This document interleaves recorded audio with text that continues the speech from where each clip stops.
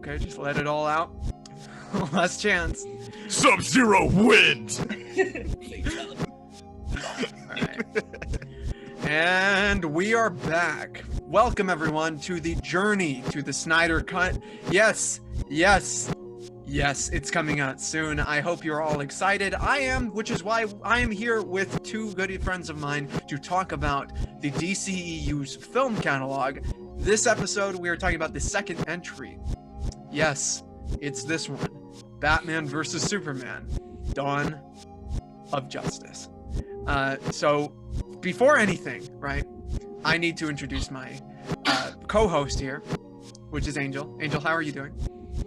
Doing great. What's up, everybody? So happy to be here. Can't wait to talk Batman v Superman, the Ultimate Edition. I want to make that clear. This better be about. Well, we'll be Ultimate talking Edition. about both. We'll be talking about both.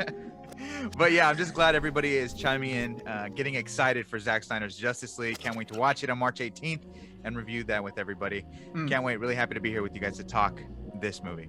See, Angel knows how to be polite when it comes to controversial films, you know. Now, we also have. What does that mean? Yeah, what is that? Who you calling Pinhead? I'm weak. I'm weak. Kindness is weak. You're living in a dream world, bro. We have a very special guest here. If you know about this channel, you probably know him. Who is it? It is Daniel from the show No One Asked For. How are you doing, Daniel? I'm doing good. Thank you, Julius. Thank you, Angel. It's glad to be back. Love collabing with you guys. You guys are fun. Love your live streams. You guys have been killing it with the live streams. Those are dope. So good. Obviously, Angel's reactions are crazy. Julius, you're putting out some crazy work with the those like cinematic movies. Those are crazy detailed, man. What the cinematic? Those like stories that you have. Those, yes, the narrative podcast. The narrative podcast. Yes, thank you. Those are crazy. Yeah, those are really detailed. Probably takes a lot of work, but yeah. You have no idea. Jesus. But yeah, those are cool. Those are cool too. But yeah, thank you for having me on, guys. It's always fun to talk with you guys. You know that. You know. Of course. Go way back. So. This is taking me back to when of course. would talk in person when we were available, when we were healthy. We have it all. When we started this podcast 5 years ago, can you believe it? A movie came out called Batman vs. Superman in theaters. Here it is, obviously. This is wallpaper from it, obviously. And it drew plenty of fans, lots of controversy as well. There's a lot to go into this conversation, a lot to go in this film. The premise of it, obviously, is after the events of Man of Steel, the Battle of Metropolis, where hundreds of thousands of people perished because of Zod's invasion. The world is now untrusting of Superman. They don't look at him as a savior. They look at him as a threat. And the number one paranoid bastard in the world, Batman, takes it upon himself to take him out. Take him out like Grubhub. So that's basically where we're coming from. This is the second entry into the DCEU, as it were. So before we even talk about our opinions, right? Before any of that, I want to know, from both of you guys, when imagining the first Batman and Superman meeting in film, in cinema, the Avengers before the Avengers, it's Batman and Superman, the biggest icons within comics. What did you picture? Did you picture it being a fighting film, a team-up film? What was in your minds when you were thinking about this? Daniel, want to take it away? Yeah, well, there's the cliche, like, you know, they fight at first and then they team up against a thing, you know, which is what happens in most, you know, versus crossovers. Yeah, crossovers, which is okay. I get that, you know. But I imagine something more of the quality of like the Dark Knight Returns, the animated movie, you know, when Batman and Superman get down. Which this takes inspiration from heavily. Right. It does, which I thought maybe there was hope there, you know? Right. So, I mean, we'll get into it, but yeah, those are my thoughts about what I expected out of a versus movie, you know? And I also, it was hard to expect anything great, this being the second entry, like you mentioned, only having Man of Steel before as a context for this whole entire universe. Now the second movie, we get introduced as Batman already fighting Superman, and like I guess that's not necessarily wrong, right? Everybody can go whatever route they want to take, but it just seemed like already you're fighting an uphill battle like that. You're Mhm. already like trying to rush a world, you know. I don't know. It seemed like uh and again, we'll get into it, but the motivation to fight, you know, and then the motivation to stop fighting and team up, like that's going to be difficult with just one movie. And then, you know, like now this so, and we'll get into it or whatever, but that's kind of what I expected out of a movie like that, the motivation to fight and then the motivation to team up after. What is it we expect it to happen, but what is that going to be? You know, is it going to Yeah. work? Am I going to believe it? You know, let's see, you know. So Yeah. that's what I expected. Angel, how do you feel about it? What was your dream when you were growing up, reading comics, watching these shows? What was your dream of seeing Batman and Superman in film like? I think all of our dreams, you know, growing up as lovers of Batman and Superman, two titans Yeah. of comic books themselves, over Marvel, hands down, Batman and Superman. I think our dream was to see these two titans come to the screen and for that experience to be the quintessential cinematic experience. I think that's what we all wanted, right? And for some people, it was that. And I'm happy for them. Unfortunately for me, when we went to go first see it with the theatrical cut, I was disappointed. I was Mhm. disappointed because I've seen the quality that these characters have been exposed to before in prior incarnations, whether we're talking about comic books themselves or also the DCAU. I wanted this movie to give me that same feeling that I got when I watched the Superman Batman animated movie World's Finest from Oh. 1997, right? You know, and Yeah. and Look at that's the Daniel. thing. That's the thing. Like a lot of people, they go into this version and it's a new take for them. This is a new Right. vision for a new generation. But for us who have grown up to those comics, to those cartoons, and I know a lot of people like to shut down those cartoons, but what I loved about those cartoons is the characters were fully realized there and they were defined there forever. I felt like those two depictions of Batman and Superman in the animated universe were defined there.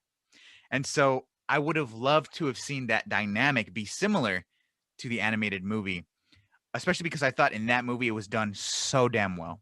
So damn well. I felt like the personalities of Superman and Batman were a perfect reflection of who they were based off of the comic incarnations. And to see two of their villains like Joker and Lex Luthor come in and both of them take them down in their own ways and coming together as the world's finest, that's what I was expecting for this movie. And unfortunately, the expectations didn't meet when I did view the the theatrical cut. Right. But I will say there were definitely improvements in the Ultimate Edition. I just wish that I got that same feeling when I saw the animated movie. Yeah, I agree. I feel like when you hear Batman and Superman movie together, right? When it's announced after Man of Steel, you can't help but be excited. Even if Man of Steel wasn't a Superman movie that you were hoping it would be, right? Batman's going to be in the next Superman film. I'm what yes, I need to see that no matter what. No matter what, right? They announced what we were talking about earlier, Mortal Kombat. Okay, that's going to be a movie. I need to see that. Right? I need to see that no matter what. Even if it sucks, I need to see it. Get over here. You know, you put some injustice. You're Sub-Zero versus Superman, like in Superman and Lois from last night. You're like that. So I hear Batman's going to be in it. I hear Ben Affleck's going to be the new Batman. So I Yeah. remember how Daniel reacted. I remember how I reacted. And we'll get into that very much later. We will definitely get into that. But I'm still down with it, right? I'm still down with it because I feel like he could be a great Batman. But then it gets delayed and you start thinking about it. It's like, oh, well, this is kind of rushing and kind of reactionary towards what Marvel did do because they were well ahead of the curve at that. They had like what a couple. They were past the Avengers at that point, Yeah. Mhm. so they had a couple good and great films Mhm. stacking up their universe, and they were building up to something as epic as Age of Ultron, Infinity War, Endgame, and now the future with something like WandaVision. Right? They were building and building and building, and like what Daniel said, this felt like kind of like a rushing point. You know, oh, we have Batman. We don't need to do any of that work. We got fucking Batman. We have the goddamn Batman, you know? Mm-hmm. So Mm-hmm. we're already good. And we had a whole trilogy that people either liked or loved. So we're fine. Let's just bring Batman in. Yeah. Now, no, go ahead, please. I was gonna say, do you guys remember what it felt like when we saw I Am Legend back in 2008 and saw that Batman Superman poster in the background, and Man. and our hopes for a movie like that one day? Yeah. Okay, so With remember Deadshot that in it. feeling that we had? Remember that feeling that we had? That level of expectation was not met when I watched the movie, and I have to be honest, and that's just Right, me yeah. talking about the expectation. That's not me criticizing the movie yet for the flaws that I believe it does have. Right. But just to let everybody know, there are things I do like about the movie, and we will get into those. And Same. we were Yeah. all excited about it. Same. Sorry, That's go what- ahead, Daniel. Well, same. I agree. I couldn't have said it better myself. But it's just crazy because it's kind of like the Kong Godzilla thing or whatever. Yeah, I have my the Oh, way I shit. want it to go or whatever. But we all just want a good movie. We all Right. just want to sit there and really enjoy the movie. That's really what we want. Kong fan, Godzilla fan, Batman fan, Superman fan, DC fan, Marvel fan, superhero fan. Just a movie fan. You want to Yeah. go and see a good movie. You're never hoping like, oh man, I hope this sucks and I hope I pay for it.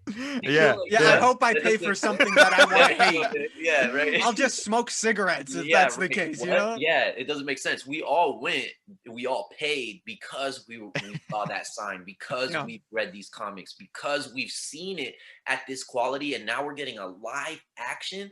So yes, obviously we us in particular, and sure, lots of people out there, they keep now, especially they keep up with what's going on behind the scenes, like pre-production, post-production, all this stuff. So we have more information, more expectations going into movies, like, oh man, this might stink because this has happened before.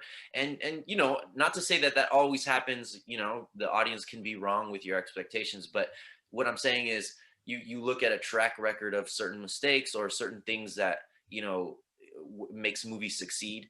And this movie, like you said, it just seemed like it was already fighting an uphill battle, like trying to rush. But again, we went with the hopes of like, maybe they could pull this off. I mean, they have these characters, you know what I mean? They're gonna get down. What? They're good. That's Yeah. it. Like, let's They have go. the two top dogs in The comics. two top dog. You know what I mean? Aside from someone like Spider-Man, like Batman and Superman. Yeah, I mean, it's like not paying for Connor and Khabib. I mean, that's silly, right? I mean, Connor's fighting Khabib. You don't pay.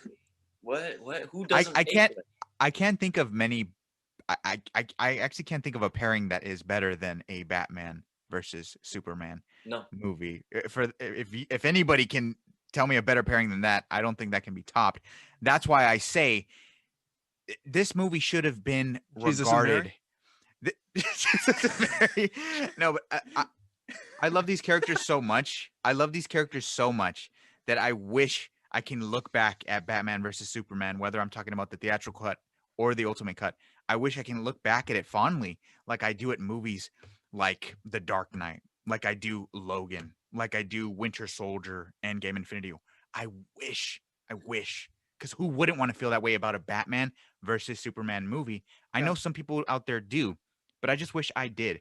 There are movies you watch and you can't help but fight your own feelings. You're reacting to stuff that's happening on the screen. The ending of BVS, I feel, is very honestly bleak. I feel that way, and I feel like a movie about Batman and Superman, the two titans, the two characters that come together to bring the Justice League to ensure that the whole universe in the DC universe will be safe. I feel like by the end of that film, I feel like I should never have to watch a movie ever again after a movie like that. And it just wasn't the case. Well, Daniel, do you have something last to say before I Well, cut to this no. I was clip? going to say that, but more to Angel's earlier point. These characters many times, not one time, Mhm. many times, even in specifically live action, not to mention animated in comics and whatever else, uh, it they've been done very well, Right. like individually on their own many times. So like we've enjoyed them. That's why we're coming to the party. You know what I mean? Right. Yeah. Exactly. That's why we're there. You know, I'm there. I'm buying. I'm paying the cover at the door. I want to be at this party to see what's up. You know. Yeah, and Uh, I think that's a good point, Daniel, because I feel like that's a reason why maybe these movies can be divisive, mhm, right? Because Yeah. these Because characters here, the portrayal of these characters mhm. are clearly different interpretations from what we are accustomed to. Right. So when we see it and it's clearly different, I feel like it's valid for people who have loved these characters for years to kind of be thrown off and be like, oh, whoa, like, okay, whoa, this is a different take on this. And slow your roll. it's understandable how somebody would be like, I don't know how I feel about that next snap from Superman. Right. I Yeah. just don't know how to feel. And I feel like that's understandable. I saw Daniel just go like, you don't know how you felt Well, about because that. I just to pose a different, not even to play devil's advocate. I actually believe this. I think, and not that you'll disagree, but I think the movie has its flaws, like you said earlier. Aside from it just being different than the characters, Yeah. that's a You're talking separate. about Batman versus Superman? Yeah, I Right. think the movie itself, you know, has some flaw, and we'll talk about it, I'm Oh, sure. you know But what? As a matter of Mhm. fact, why don't we let ourselves talk about it from back in the day oh no, when we saw the movie? For those who don't know, this is not the Oh, first time we've talked about this film. We had it for review from years ago, which I'm going to play a little bit of right now. how do I look older Wait, can you hear it? in the past? I look older in the past. Okay, I'm Oh sorry. man. Oh man, look at me with Share my sound. Batman. All Look right, at me there with you my go. Now? Batman versus Superman shirt, dog. No, Like, no, I look at your love these face right there. characters, man. Well, game. We'll You get look like ready. Ben Affleck in that interview.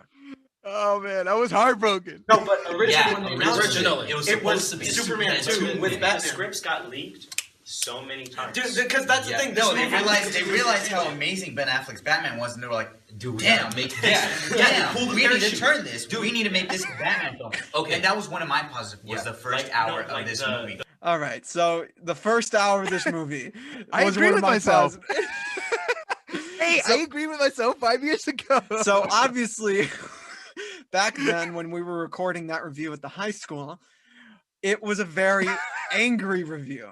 I remember there's a point where actually Angel, and I'm looking for it right now, there's a point where Angel yells right at the camera.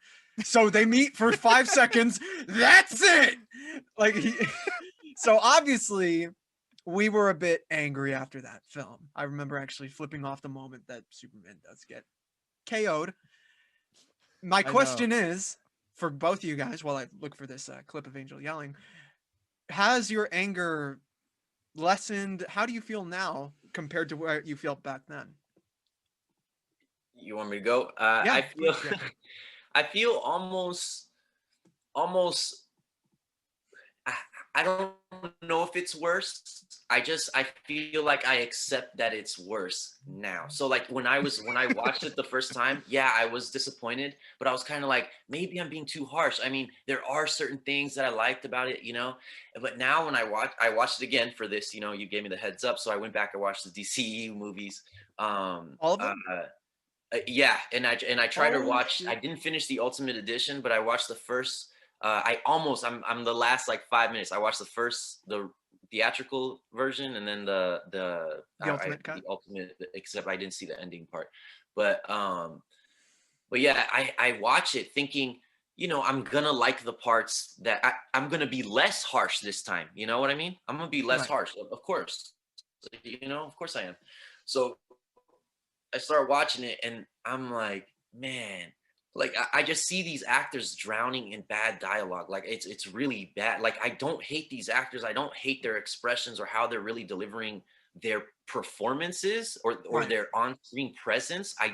That never bothers me, you know. And not all their I like Russell Crowe's dialogue. He handles his role, I feel like, pretty well, you know, Always, but yeah. in like Man of Steel, you know, in that universe and stuff like that. Beast, yeah. But like, yeah, he's a beast always.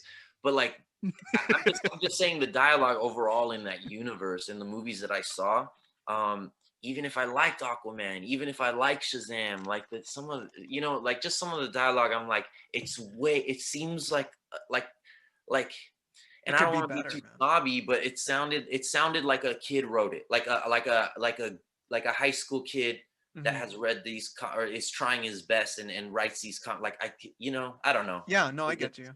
it just is not it's not I don't know. Sometimes I hear those lines and I'm like, oh man, because that moment seems so intense. And then they say something where I'm like, oh, I don't feel it now. I don't feel it. Like Right. there's some Jesse Eisenberg moments there where he's trying to be like very ominous and villainous. And if he would have said that to me, I don't know. I didn't feel any terror ever from him ever, like ever at all, like Yeah. in any way. If that felt that and that felt really forced. And I don't know if that performance itself I didn't like all around. I didn't like the whole thing. There's other performances I like better than others. Ben Affleck's, you know how I felt about it beforehand, Right. but actually when I saw the movie, I thought as a Bruce Wayne, at least as a Bruce Wayne, I thought was he Dope. really did very well as a Bruce Wayne. I was like, Yeah. whoa, when Yeah. when he's at that party, Yeah. just from the first time that we see him as a Bruce Wayne, I thought, man, hands down, he's probably one of the best Bruce Wayne iterations on screen, I think. And I'm probably gonna get destroyed in the comments, but I don't know. I thought he was pretty good. He's not my favorite Batman, and even he's not my favorite Bruce Wayne, but I'm biased. Keaton all the way. But so, and I didn't have a problem with him killing. I thought I didn't, and then I watched it this time, and I was like, man, he's really letting it That's go. brutal, man. Like, Yeah. he's really just not even, I thought like the Keaton kind of happens by circumstance, it's like, oh, okay, like I get it. You're in this space. How are you not going to kill? How is that going to happen? You know what I mean? And so then, Are you talking about the moment where he's like, yeah. No, and I think, I don't know. I think with this movie with BVS, it's like he wants to. It's like he's thirsty from it. You know what I mean? Like he's like I want to like smash these guys in violent, brutal ways. You know what I mean? yeah. And I that's not why I hate the movie. No, but, I know, but we'll hold on that because we're gonna have a whole Batman section about that because you and I debated last year regarding Batman killing, so we're definitely gonna get back into that. But Angel, I want to hear your thoughts, whether your anger has quelled over the years, the half decade it's been since this film came out originally.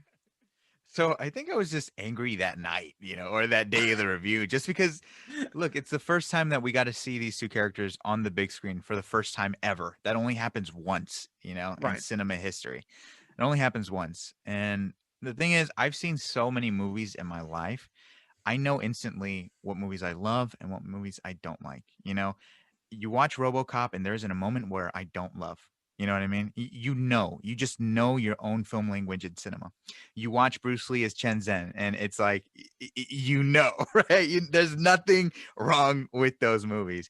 And then it comes to BVS, and it's like, I know what I want from these characters. Yeah, exactly. Look at that, the dragon himself.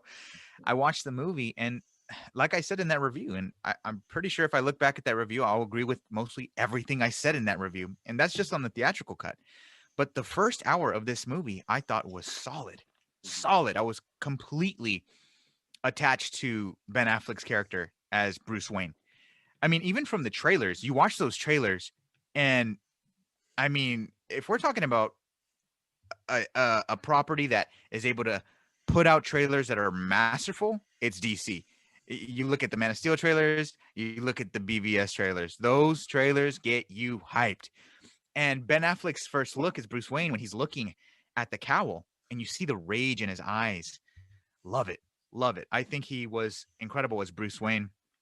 Now, in terms of the writing for the character, I felt like there were some questionable choices, right? I felt like there were some actions that he did that made me scratch my head. And I'm like, okay, like it's so interesting that they're going with this direction. I'm not really sure why.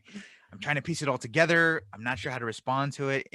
There's stuff like that, and we'll dive into the specifics later on. But yeah, I don't find myself as angry as I was or disappointed as I was that night, because eventually I watched the Ultimate Edition, and I thought it was an improvement. I honestly thought it was an improvement, and I think it went from a disappointing movie to one that is worth a watch.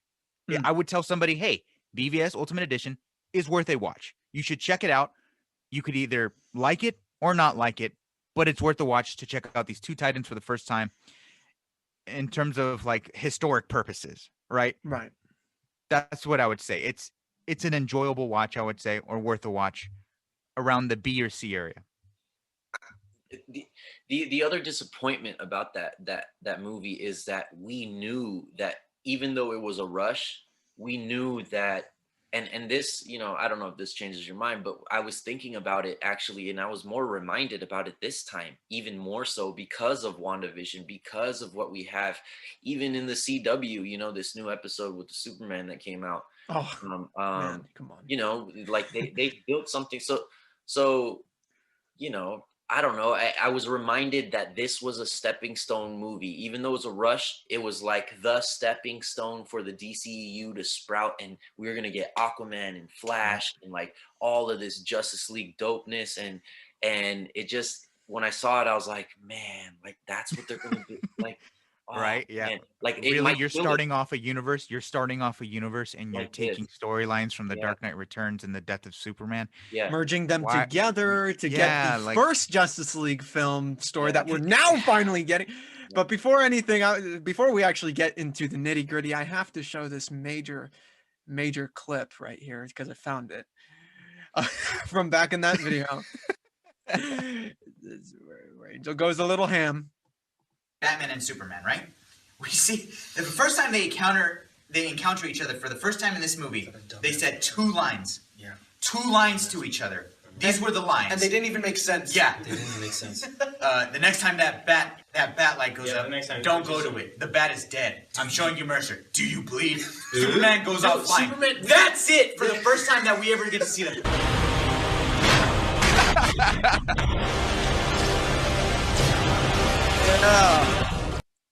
Oh man, That's Ah, what man. I'm talking about, man. It pains me to see me in so much pain, but here's the thing though.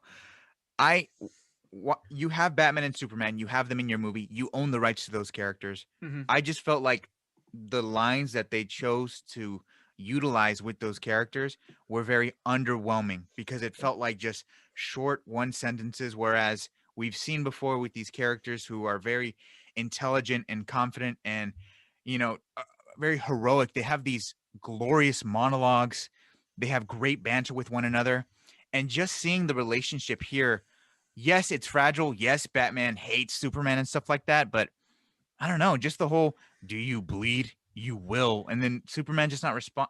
I don't know, it just, for me, it was like that was really underwhelming. But maybe my expectations were just too much. Maybe my expectations were just too much for Superman and Batman, but I don't know. Well, no, go ahead, Daniel, please. I'm telling you, dialogue when it's consistently not hitting the mark, like scene after scene, it kind of cripples the movie. And we see it here because the performances are good. Like I do like Cavill as Superman. You know what I mean? Like I said, Ben Affleck as Bruce Wayne, at least I thought was cool. I don't know about his Batman. I liked a lot of other Batman, but Bruce Wayne, he's up there. He delivers. I thought, he gives me the feeling of the animated series. Batman. Wayne. Yeah, Batman. Well, what's funny is I feel the opposite way about Cavill, where I'm waiting for more of the Clarkisms, as it were, to show up within his portrayal. I feel like he's a bit stiff in that film, where he's kind of like, well, not everyone agrees with you, Mr. I'm hoping for something a bit more, not goofy, but more, less confident than, like, he's trying to square up in that moment with Bruce Wayne. Yeah. You know what I mean? Where Yeah. Clark Kent, we know he's someone who's very quote unquote unsure of himself. It's an act, he's trying to get people to not think he's Superman. In the scene where he talks to Bruce Wayne, it's like, you're Superman. Why are you going so hard to defend him? Like, do you know him or something? Like, yeah, you know what I mean? So I feel the opposite in terms of him. Okay, let's talk about our title characters. Obviously, this is a Batman versus Superman film, so we have to break them down. The one we will start with is obviously Superman. He's the one who had the first film. He is the one who is, for all intents and purposes, kind of an antagonist in this. Yeah, do you guys agree with that? Who do you think is the main antagonist, if not Superman? I thought rewatching it, being honest, I think they both are. I can't even tell, to be honest. But if I had to, if someone was like, pick one, who's the antagonist? I'd be like, I kind of felt like Batman a little more, only because whether I thought, yes, Superman was being portrayed as more of an antagonist, us the viewers were seeing what Batman was doing by himself, like going crazy like a madman, like, in his basement, just like, I want to kill this guy. So I think that feeling of his motivation not really making like a whole lot of sense, to actually want to end this guy's life. Like, okay, well, Kill him, end him, I don't know. That made me feel like Batman. I guess if I had to lean, I could be like, okay, I guess how like the world right now sees Superman as a bad guy, but we're on the outside looking in. I'm a fly on the wall, so I know Batman right now is acting like a crazy madman. Like, what is wrong with him? You know what I mean? Yeah. Or at least that's how I felt watching the movie. How do you feel, Angel? I felt like the antagonist for not loving it, as much as I wanted to. And I'm sure everybody feels that way too. Like, if you love these characters and you come away, feeling disappointed, I feel like the antagonist, man. But no, I agree with Daniel. I definitely do think that they were trying to paint Superman as the antagonist. And I definitely do think that they succeeded, because at the very end of the film, I still felt like he was, for the majority of the world, they saw him as the antagonist still. You did have people, at his memorial and stuff like that. And, his memorial is everywhere you go and stuff like that. But I still felt like the majority of the world still saw him as like an outsider, still saw him as an alien, still saw him as an immigrant who was not welcome here, somebody that they could not trust.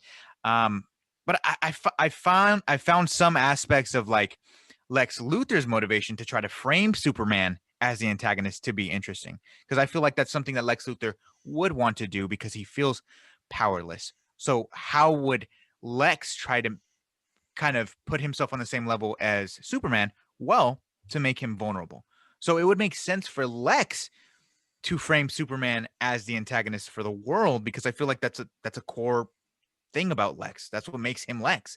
But for Batman to antagonize Superman for the majority of the movie, I just felt like it didn't really make sense. It didn't really make sense because why? We know Batman as the world's greatest detective, right? Right. And I felt like if he would have done a little research or maybe had a conversation with Superman, he would have learned real quick. Hey, you know what? Maybe we are on the same team. Hey, you know what? You are human. Probably more human than I am. I've lost myself. And you're a good guy. Right. Yeah, you're a good guy. And also, you're a son. You have parents. Your mother's name is Martha. Mm-hmm. We have a lot of similarities, and I felt like a simple conversation like that from Batman, who I feel like would initiate that in the first place because he is the goddamn Batman. I just felt like it would have solved that problem there, which was one of the main conflicts throughout the entire movie. Yeah, well, there was an inconsistency in his intelligence, like in Batman's intelligence. Yeah, like he knew stuff, but then but he didn't know more obvious stuff. Yeah, exactly. But didn't know more obvious stuff. Exactly. That's where I was like, what? Like, I don't understand. Wouldn't you know this if you already know this? Like, I don't know. I just why are you acting like Kryptonite will kill him. But, yeah, and then doesn't like bother to ask like, where are you from? Yeah. Who are you? Yeah. What are your intentions? Right. What? These are the questions that Batman would ask. It's also very clear that even though Batman in this film, and it's the Superman portion of the discussion, we're talking about Batman, it just shows, that Superman is not really the protagonist of his sequel. It's very clear that Superman is not the one leading the attack on Metropolis, which we should probably start talking at the end of Man of Steel, right? Let's go back to Superman here. At the end of Man of Steel. Sorry, before you say your point, I wanted to say back to Superman being portrayed as somebody who's an antagonist. Sure, please. I felt like the depiction of Superman itself, for me, it didn't feel like Superman. And I think the definitive moment for like to support my evidence would be when he says, no one stays good in this world. Mm-hmm. To hear Superman say that, it just, for me, it just didn't. Yeah, for me, it broke my heart. It didn't resonate with me. And for me, it's like, wow, I can't believe I just heard Superman well, say that. let's talk about that specifically because we do have at the end of Man of Steel, right after the Battle of Metropolis, after he kills Zod by snapping neck, right, we are left to believe at the very end that we are on our way to the more hopeful Clark, the optimist Clark, the Clark that we all know, right? The very last moments of that film, he's at the Daily Planet, he's got the glasses, he meets Lois, he smiles at the camera, the music plays, you feel like, okay, he's finally gonna be the Superman we all know. Second film, he's much grimmer. He's much more delved into Zack Snyder's take on quote unquote realism. My question to both of you, I'll start with Angel, is was this a correct next step after something as dreary as Man of Steel? I don't think so. I mean, if I was handling the universe, I think I would first establish a Batman movie. The DCEU was created to establish the DC universe and to establish these two characters bringing the Justice League together. And for me, if I was writing the ship, I wouldn't utilize storylines from The Dark Knight Returns and The Death of Superman for the second film of a brand new vision of a Superman to introduce to new generations. That just wouldn't be that's not what I would do. It was done here, and I felt like because it was done, the execution of it, it happened. And for me, how I read into it was, this feels rushed. When Superman dies, it didn't impact me as much as it should, as much as it has before when we've seen him die in the animated, series, when we've seen him die in the comics. Why? Because those moments were earned. We had years of storytelling with Superman, years, and then he died. And there was enough room within those years of storytelling for him to actually act like Superman, be Superman, have the charm, the wit, the characters and everything, the love with the family. The Superman we left off with in Man of Steel was he was surrounded by controversy and conflict, which is not a bad thing. You need like a character that's criticized for being overpowered needs an internal struggle, obviously. But I feel like you got scenes with the Pa Kent and the tornado, the man of the snapping neck and the 9/11 times 10 in Man of Steel, and him just letting buildings fall. Like, it's hard to feel that him killing that African dude at the beginning of the film, like, you know what I mean? It's hard to feel that. I get where you're coming from, because I feel like the movie almost is selling you fear when you look at Superman, because that's a main theme of it. Yeah. Daniel, how do you feel? Well, my bad. Go ahead, Daniel. No. So there's a few points that I wanted to make before I forget. So, like, one thing is, sorry to go back, but just really quick, if we're going to the Batman motivation to kill Superman, let's even say we're being biased or whatever, and let's not even agree with our criticism there. Okay, let's say we bought into Batman wanting to kill them. Okay, let's give them that. I won't, and I honestly didn't feel it, but let's just say, like, imagine that we did buy it. I didn't buy the then teaming up. Does that make sense? The then teaming up all of a sudden, their friend, and then literally the next line, I'm a friend of your son's. What? Since when? You go way back 5 minutes? Like, what? 15 minutes. Yeah, and I try to kill him like 6 minutes before that. We've been friends for 5 minutes, and I had 6 minutes. Did we just become best friends? Yeah, like it was a 180 turn. It was definitely a 180 turn. Out of nowhere, there's no context for it. There's let alone the motivation to kill him. But again, let's say we agree with it, but okay, we agree with it. What? They're friends now? Wait, when? What? Because of and then you go back and you watch, and it's because he said Martha. Like, I'm gonna fucking kill. Oh, wait a minute, never mind. Wait, Martha? Oh, and then there's no they're just all of a sudden friends. And then I didn't get the idea that, like, Superman then. So then we get the context right there. Okay, now they're friends, all right? And then Superman all week is like, I'm gonna go get my mom. And then I was like, wait. If it was that easy to just right now go get your mom, then why did you come to kill Batman anyway? Why didn't you just go get your mom? Daniel, we will get into that moment. Please go ahead, please. And so the second point I was going to make is, like you were talking about the rush. even in a trilogy, just to not seem like we're, like bashing DC, Right. even Yes. in, and Angel can attest to this. Angel's a Spider-Man like worshiper, right? I mean, if Worshiper he's a worshiper of Peter Parker, right? And leads the parade. even he will agree in not a second film, but in a trilogy setup where they try to mix too many storylines in a Spider-Man 3 film where, not it's the worst film ever. There's still aspects of that really good, with Tobey Maguire, Sandman and stuff like that. But you can see where it starts falling apart in the third act, that film where it starts feeling rushed, and you can see the studio meddling. And that's what I feel like we saw here, you know what I mean? In a second film, it was like studio meddling, rushed. Let's just make this happen. You know what I mean? Yeah. Let's just do it. And the other thing Bring in about Doomsday, yeah, right. And so there was a lot of, like you said, Death of Superman, Dark Knight Returns, all that stuff. And the other point of what you were saying about Man of Steel, that again, you're talking about, do you feel less mad or more mad? And like I said, for this podcast, I went back and watched all the movies, starting with Man of Steel. And no, I'm mad more. I don't know, maybe mad more because I'm like, oh man, maybe I should have been more mad about this, because he had already saved not lesser people, but like lesser value Civilians. than your dad. Right.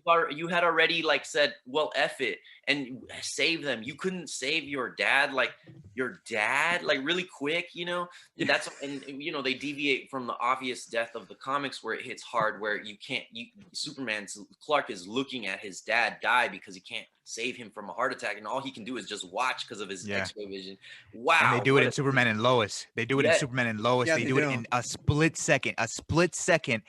And you can tell the difference. You can tell what affects you more. Yeah. And plus they do that, and then they go a couple more steps.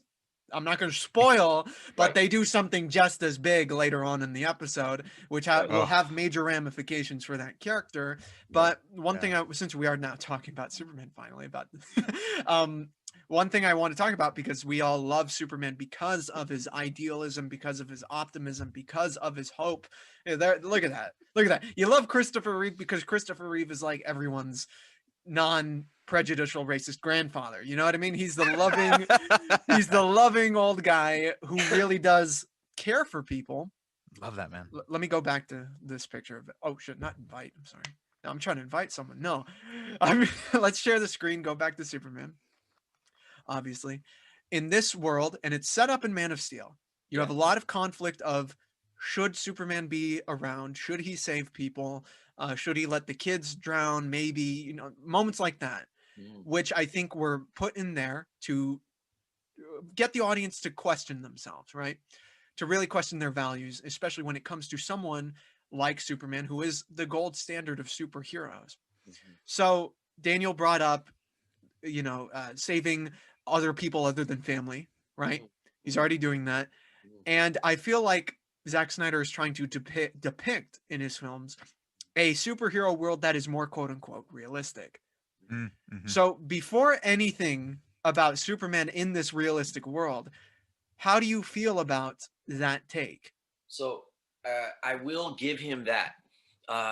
It is real. It is realistic. We would fear someone like this. We would be, look, we fear people that are not even of a different race. Like, if we're, you know what I mean? Like, there's the human race, right? I mean, there's like, we're one species. You know what I mean? So there's really just, and we fear people because, whatever different, any long number of list of reasons I can hate you, but, an alien coming with powers like that, not of this earth, and we're supposed to trust him to like police us. I mean, yes, I get it. But the source material's there. I know who Superman is, and although you can introduce things like that, I am down. That's not why I didn't like it. It's even if we agree with that context, you were not consistent. That's my issue. Even within the context of your own film, Superman was inconsistent. He saves kids that are like bullying him. He saves kids that are bullying him, but he won't save his father. Like I don't know. That doesn't make. I don't know. It didn't. It just annoyed me because I'm like, I was like, oh man, he's gonna save him here, and show him would have been dope. And This it is would have the been dope. Superman moment, the moment he becomes who he's Yeah. supposed to be. That's Yeah. what I thought was gonna happen. Yeah. I was like, oh, this is where he's gonna say, "No, Dad, F it. You're I am wrong. You are Superman. wrong. You Yeah. are wrong, and I am No, Superman." Dad, I Watch love you. it. Yeah, Right. No, Dad, I love you. I love you too much. yeah. And Right. then he just doesn't, and then he just dies, and then you're like, and then you're just supposed to accept that it's that inconsistency. That's what I'm trying to say. Okay, he doesn't save those kids. He doesn't save people. So then he hasn't saved people. Maybe once, but we've seen him let people die. So then, okay, now he's letting his dad die. Okay, all right, but we didn't see that. Every time there was problems, he saved somebody. And then now his dad's here and he's even older now where it matters less. And you're not going to save your dad. It just that doesn't make sense to me, whether you like the film or not. That's one part that really kind of like, and I do like a lot about Man of Steel. That's the first time that I thought we got a really, really cool Superman fights. You know what I mean? Like I thought Why those not? fight scenes with Superman were so dope, and those blew me away, to be honest. So Yeah. I do like the film, but again, the dialogue and the inconsistency within the films of this universe, it's very it's present there, and at least in the two first films, at least in Man of Steel and in BVS, there's like inconsistencies with their actions, with their train of thought, with their, and Yeah. maybe not, but even their flip floppiness. And these guys are intelligent guys, and they just like one word switches your whole, like, now from kill to I'm gonna not only not kill you, but I'm your best homie of all time. Well, what? Like, But okay. one thing about the point Mhm. point in the film, the tornado scene that you brought up, inconsistent, I think, is the perfect word, because it's supposed to be this real take on Superman, right? Mhm. In the real world, we would never let that happen to our father. We wouldn't. Well, I mean, even if you have problems with your dad, unless you are someone who becomes something like a Homelander, No. maybe, but he's supposed to be Superman. I just feel like that goes against it. I mean, I don't know anyone who would do that. At least I don't think so. Who would let someone die that has the power to just be like, oh, I can save you? Like, and it takes Easily, no- by the way, easily. Yeah. easily. That's what I'm saying. Who would? Right. Who would be like, oh, I can just press this on button, and then the train doesn't hit that person or whatever. But whatever it is, like, Right. oh, I just have to do that. I see something. Oh, who wouldn't? Who would not? And then add that you're Superman. Add that that's your dad. And there's just so many levels of depth stacked to why I was like, oh, they're doing it. Because obviously a tornado, if it was a heart attack, I would have been like, oh man, he's gonna die. But because it was a tornado, I was like, oh, they're doing it. This is the moment. Let's go. And then I was like, what? Wait, but you saved bullies. What? He called you Dick Splash and you saved him. Yeah, what? Come on. Like, Angel, how do you feel about this? Well, speaking of all this, like Superman hiding himself from the world, if you watch Superman and Lois, his reasoning for keeping his powers a secret from his children is brilliant. Brilliant. So take a look at Superman and Lois if you want to see, I think, the appropriate way to, just establish that problem. Like Superman feeling just nervous about showcasing his powers to the world, and not wanting everybody to find out because it puts his loved ones in danger, not because he cares about how everybody would feel about him. In Man of Steel, I like the take. I like that it was hardcore science fiction, right? I like that we got, like you mentioned, Daniel, those really cool sequences with Superman, that fresh suit, the fight scenes. I think just that attitude of like, I'm not letting anybody touch my mother. Like you can, like we all can relate to that. You know what I mean? Yeah. Exactly. Like, oh my! When Zod was doing it, I'm not Superman, but I feel like I was running super fast, like about exactly. I was like you hear it. Zod. The whole execution of that scene. You know, Clark's talking to Lois. Yeah. He looks up. He hears it. Booms. He's out of there because he hears that these goons are messing with his mom, and it ain't happening on his farm. And I love those scenes. That was I love awesome. the scenes that you bring up, like when he saves the bullies on the bus. those are my favorite moments in Man of Steel. Yeah. And can you imagine if we got a whole movie where it's that version of Clark who's like, no, it doesn't matter what my dad says. Mhm, I'm here to help those in need because I can do it. And that's what's going to happen. Right. And nobody's going to stop me. And then it doesn't. Those are my favorite moments of Man of Steel. And I just wish that whole movie was like that, honestly. But I felt like because they went hardcore sci-fi, they focused way too much on the immigrant aspect and just focused on isolating the character. And so what happens when you isolate the character? Well, then we as an audience, I mean, I'm speaking for myself because I know there's people out there that really love the movie, but I felt alienated to Clark Kent. I felt like I didn't know who Clark Kent was. I felt like Clark Kent didn't know who Clark Kent was. And so I felt like when you have a hardcore sci-fi movie mixing grounded themes, it didn't come together as well as they wanted to. And I just never felt that feeling of just hope itself. And which is ironic I can't argue that. because that's a main theme of the film, which is hope, but it is definitely more of I feel like cynical. I feel like no, and it sucks. It sucks to say it. It sucks to say it. Well, I feel like cynical is too harsh a word, but that's how I feel. And Angel is absolutely right. You can't fight that. Like the whole idea of him, I felt like the lesson was missed within Man of Steel and even extended in Batman vs Superman, where it's like, yeah, no, my dad was scared. He was wrong because he was scared. I have a suit, right? I have Lois, right? I have my powers, right? Why am I not doing the right thing? Why am I feeling guilty about saving people? Batman, he really should have looked at Batman like, dude, what are you even doing, bro? Yeah. Like, you're killing people, dude. What are you even doing?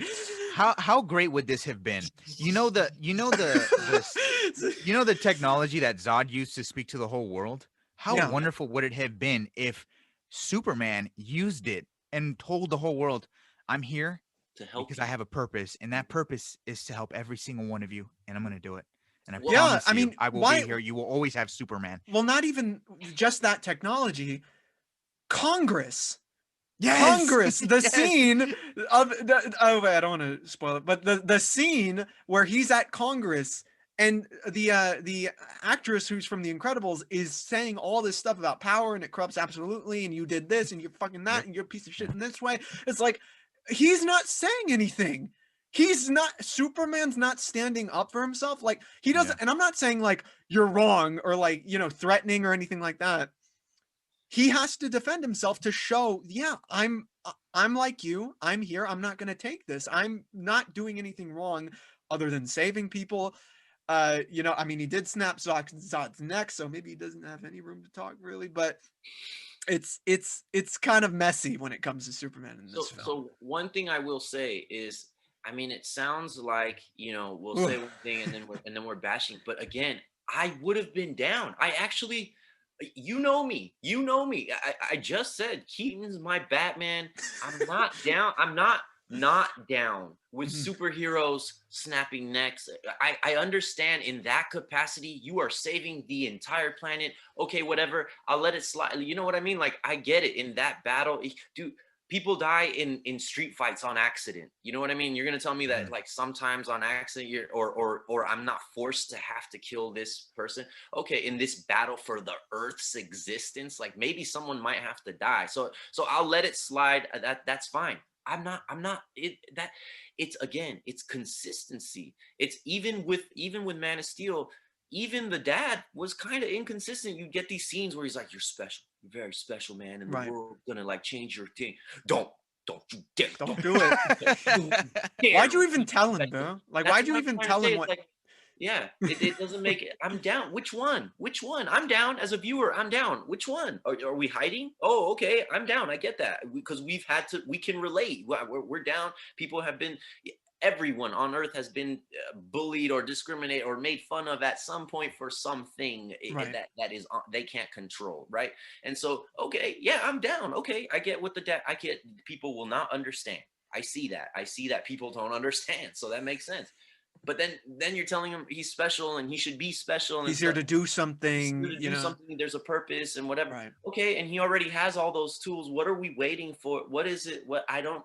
Again, I'm down for a lot of these aspects in the movie. Just pick one. And I saw it felt like the movie was indecisive within itself. Like they wanted to like make everyone happy. You know what I mean? And it just I don't know. It just didn't make any sense. It didn't make any sense within again the characters didn't make sense within their own motivations. They're flip-floppy and I didn't really get it, you know, like, okay, you're telling him to hide it. I get that. Okay, so why did you just tell him that he's super special? He has this purpose and this reason and look at this and, you know, and shouldn't be this be the moment like now I'm Superman or whatever, like, hey, I'm old enough, I'm a dude now.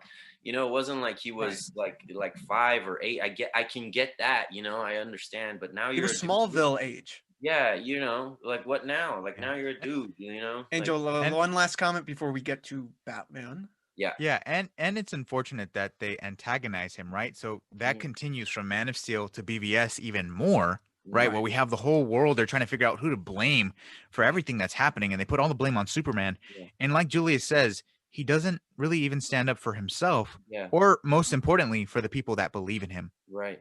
And that The includes people me. he saved, And- right? Okay. And again, inconsistent. That's okay. Let's say I don't agree with that. I'm with you guys. I don't agree with that. But let's say we agree. Let's say we agree with that. That okay, we agree. We don't, right? But let's say we agree. But then you're gonna hate Batman for going out there and trying his best as a human to do his job. All right, that's a great segue. Let's talk about the man, Batman. Ben Affleck's Batman. Look at that first look. Before anything, obviously we have to start at the beginning. Oh shit. God damn. Look at that. We have Ben Affleck announced as Batman. And boy, howdy. God damn. The reaction from people. Yeah. Insane, vitriolic, hateful. Mhm. I feel like that the reaction of Ben Affleck playing Batman is actually what shaped the characters, what the character ended up being as this very sorrowful, vengeful, no holds bar Batman, willing to kill, had enough, hungry, right? Branding people so that they get killed in prison. This is Batman now. It's a Batman who's been established in this world for about 20 years. He's had a Robin who was killed by the Joker. His parents' death is obviously haunting him still, right? So before anything, I want to ask you, Daniel, and then I'll ask Angel. Do you think that this was the right approach in reintroducing Batman in this world? We obviously had a trilogy, the Dark Knight trilogy, a couple years beforehand. Now this is Ben Affleck's time to shine, to make a first impression. Was this Dark Knight Returns-esque take on Batman the correct step in approaching Batman in this world? I don't see anything wrong with it. We've seen Civil War, which was a mediocre comic, but they turned it into a great movie. I feel Guardians, which was a C/D level comic. They took that and they changed the character. Sure, they took the title name and changed, did their variations of it. But I have no problems with them taking this approach, and not to mention this was a successful approach in the animated and in the comics. This was successful. No, I didn't have an issue with it. I just had a problem with the inconsistency. If you do watch Justice League, and you watch beyond this point, I will say all the critique that we are doing, it does set up why he does kill like the aliens and stuff like that, but I feel like he's not branding people anymore after the death of Superman. Right. Does that make sense? So I think maybe I'm not saying. And we do have yet to see that in the Snyder Cut itself, which is the official sequel. That's why I'm saying, and I'm not saying I'm even down with it. I'm just trying to not play devil's advocate, but I'm just saying I see the route that they were trying to make. Like maybe maybe if we introduce that he is an older Batman, we do see that Robin that's messed up by Joker. I'm just trying to say all the points that you could say to an understanding of why they took this route of like he's this gritty and okay, all right, I'm down. Okay, let's see. And then maybe the payoff is that after Superman's death, he's like, no, I have to be better. I have to be better. I have to be hope. I have to be what this guy was trying to do. And so then we see that afterwards, was I really down with it wholeheartedly? I don't know, because the execution wasn't really there. But if you're telling me on paper, hey coach, this is the play, this is what we're going with. Hey man, I'm sold. I was down. Yes. Well, that's the arc question was actually on my notes. Oh. How would you describe Batman's arc in the film? But so Angel, how do you feel about this version of Batman? Ben Affleck playing him, being announced. How do you feel? So when Ben Affleck was announced, I was completely stoked. I love Ben Affleck as a director and an actor. I think the primary example would be, and Daniel and I disagree on this all the time, but The Town. No. The Town. No. You want to see BVS? The real BVS is me and Daniel on The Town. Oh my God. Bull versus shit. Again, in The Town, the same problem, inconsistency in the motivation. You are a trained bank robber. You've done this millions of times, and you're gonna throw away knowingly. Like you're gonna be like, even if you love someone, you're gonna be like, I'm gonna throw this all away to love you for like just a moment, because like, you know what I mean? It just doesn't make any sense. As much as I would love to hear that discussion, as much as I would love to hear that debate, yeah, Batman. Yeah, exactly. Bruce Wayne. Well, my rebuttal: Stockholm syndrome, and people are dumb. Daniel, all right. No, but so Ben Affleck was announced. I was stoked. Yeah. Great talent, I think. Seeing that first look, remarkable. Probably the best Batman has ever looked. And the fight has ever looked. Exactly. And look, one of the highlights of BVS is Ben Affleck. One of the I think he's the highlights best of thing in BVS it, honestly. Yeah. The warehouse scene is arguably top 5, top 10 comic book moments in a comic book movie. It is top 20, top 50 action sequence in a movie. You know what I mean? So he was an absolute standout, I thought. And I love that Daniel earlier mentioned his Bruce Wayne, because I thought his Bruce Wayne was perfect. phenomenal. His Bruce Wayne was somebody who was kind of withered. He was seasoned. He had a history. Yeah. And I just love the idea, like what Daniel was saying, on paper. I love this idea that Ben Affleck's Bruce Wayne came out of retirement because he wanted to check Superman and see what his intentions were. And Superman was the being to restore the hope and humanity in Bruce Wayne. That on paper is like, yes, that is a character arc that we're all willing to see. 101. But it was because of the writing choices of his Bruce Wayne Batman and inconsistencies and lack of intelligence, I felt like that kind of just threw that away for me. I felt like that arc should have been Act 1. Yes. Superman comes in. We see that Ben Affleck's Batman was part of the destruction. Okay, he's pissed. He has that conversation with Alfred. He is not our enemy. And then Bruce has that like, well, Jason Todd was in my past, or actually it's Dick. It's Dick Grayson actually. He has that moment, right? And then when he finally has that first conversation with Superman, if it ever happened, that's when the hope would be restored in him, and he'd be like, oh my God, I understand you. I know who you are, and I want to fight along your side. I felt like it should have happened earlier, and because it was dragged out, for me, I lost interest, to be honest. And then they have that I was gonna mention that everyone gets out of the scene, out of his building, the Wayne building in Metropolis, I guess, or right. whatever, he's there, but Jack stays. I don't know. I was like, why are you just on the top floor? And you're like made no attempt. Everyone else was able to get out, and the entire building, except for this old guy. Yeah, you're not a captain. This is not a boat. You don't go down with the skyscraper. Like that's not a rule. No one will disrespect your. Yeah. It was like Titanic when they say when they're playing violins. The violins. and then now Bruce Wayne is so mad, and it's like, okay, you know what? Next time Superman just lets Zod destroy everything. Earth.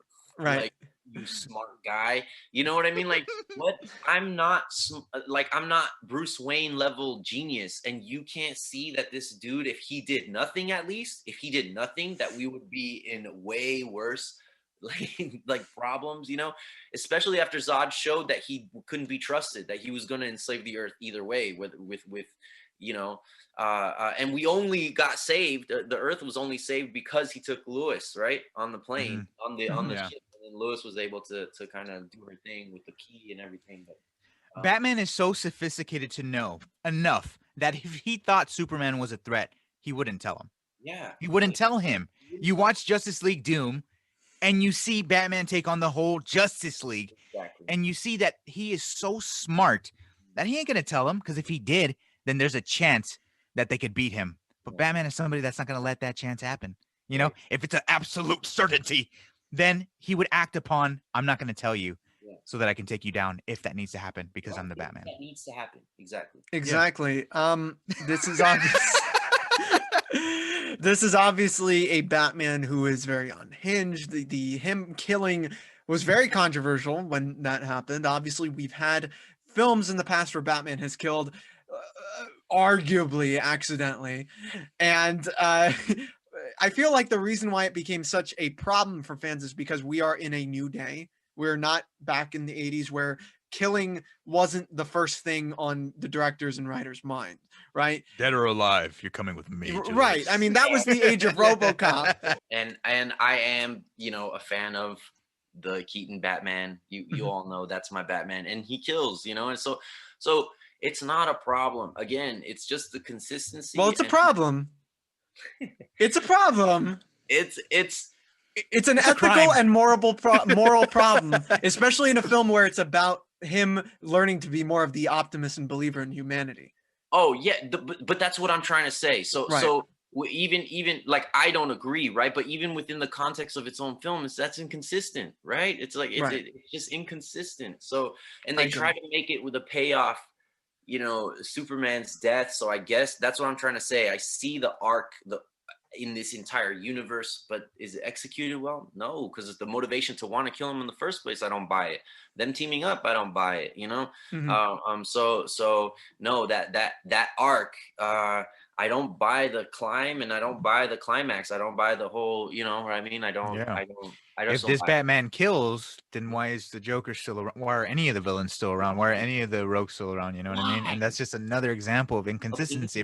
If they're gonna go with that arc, if they're gonna throw away Under the Red Hood storylines, if they're gonna throw away, if they're willing to throw away the rogues themselves, you know, why is the Joker still around? Why? He's way worse than these that are just like yes, I'm not defending them, but you know, maybe a circumstance of environment, and they get led into this life, and so they're a henchman, versus like these global villains. And I do think there are levels to this. In the real world, like if you have powers like Superman, or with great power comes great responsibility, eventually I think yes, there is a problem, you know, but I think eventually when you are clearly the only one with like basically the off switch to off these people, and or these like basically supernatural threats, they're not humans that really deserve trial. I mean, these are alien beings, super beings, like crazy on the level of like, now they're hurting mass people and have been hurting people for years, and you're gonna hurt the henchman that's like trying to make ends meet and getting paid by these guys, but these guys are off limits, you know, and they're allowed to kill your sidekick, your basically your son, you know, and well, doesn't the Ultimate Cut get more into the bystanders of Batman's violence? I'm sure I've seen a deleted scene where you see a family, like a wife and child of the guy who's branded at the beginning. He gets killed in prison. Does it get into any more of that? They do. So there's a scene where he, you know, Clark is looking for what happened. So he gets pictures on his desk of the Polaroid of the guy that's branded, and the question mark, like justice question mark, and the guy's dead now because he got stabbed for being branded, right? And being branded like with a bat. And he's just a henchman, but he knew he was gonna die. They're putting him in prison, and he's like, dude, I'm gonna die. I'm gonna get stabbed. Like, you can't put me in there. Put me in solitary, whatever. But they put him on the guard. some guy comes out right away in the first second, and you know it's gonna happen. And he's like, "Oh, what happened?" And then he stabs him.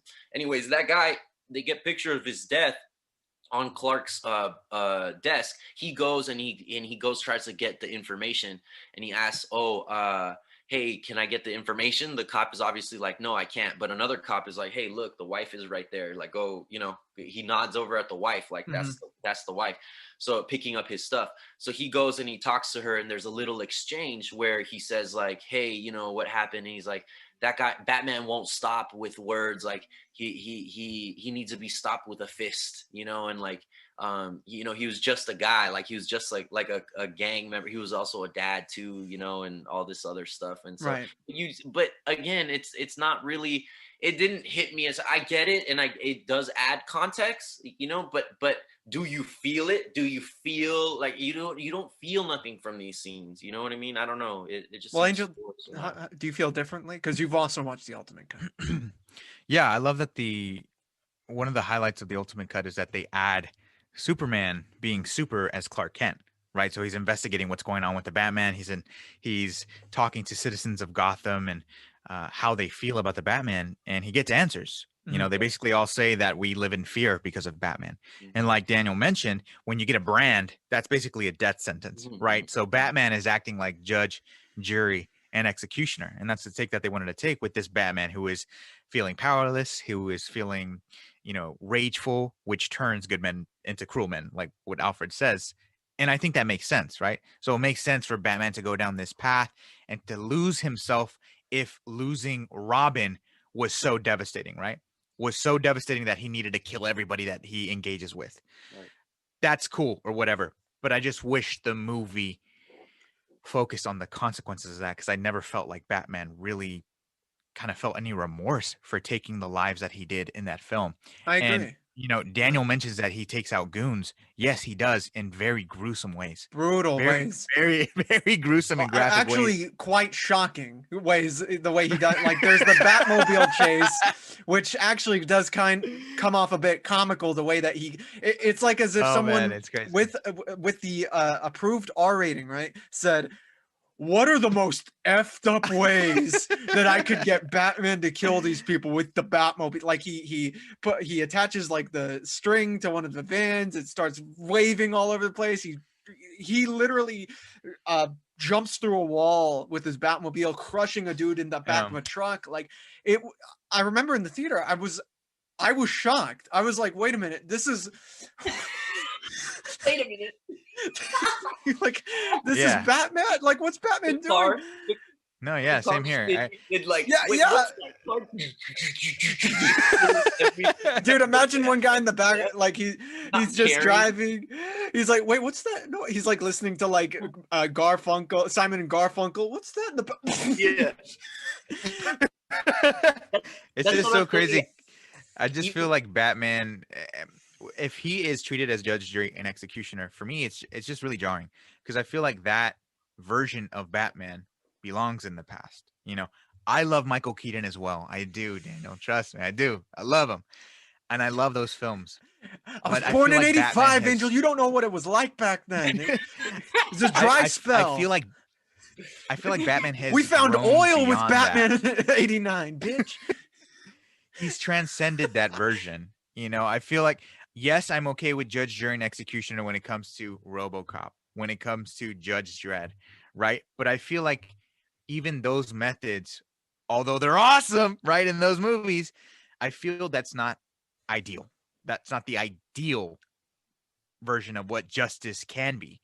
And so now, after Christopher Nolan's world, after, you know, the DC animated universe and how they handled Batman, I feel the ideal Batman symbol of hope, the knight, the justice, vengeance, is somebody who's able to obtain what that Batman in the past could do, except without killing. Mm-hmm. That to me, just it's cooler. You know, it's more heroic. And plus, I feel like what a world that would be if Batman is able to be the singular hero out of everybody, to not break that code because he's just so damn sick. And plus, at the point where he starts killing, he is a criminal.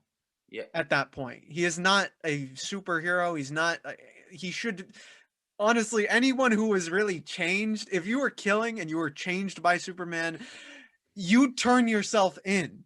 You wouldn't be like, I'm off to make the Justice League. No, dude, you turn yourself in. Why? But for Because that's like to what play devil's Superman advocate, would do. to play But devil's please. advocate on that, so like, say someone were to say, but what about Captain America and how he kills in the MCU?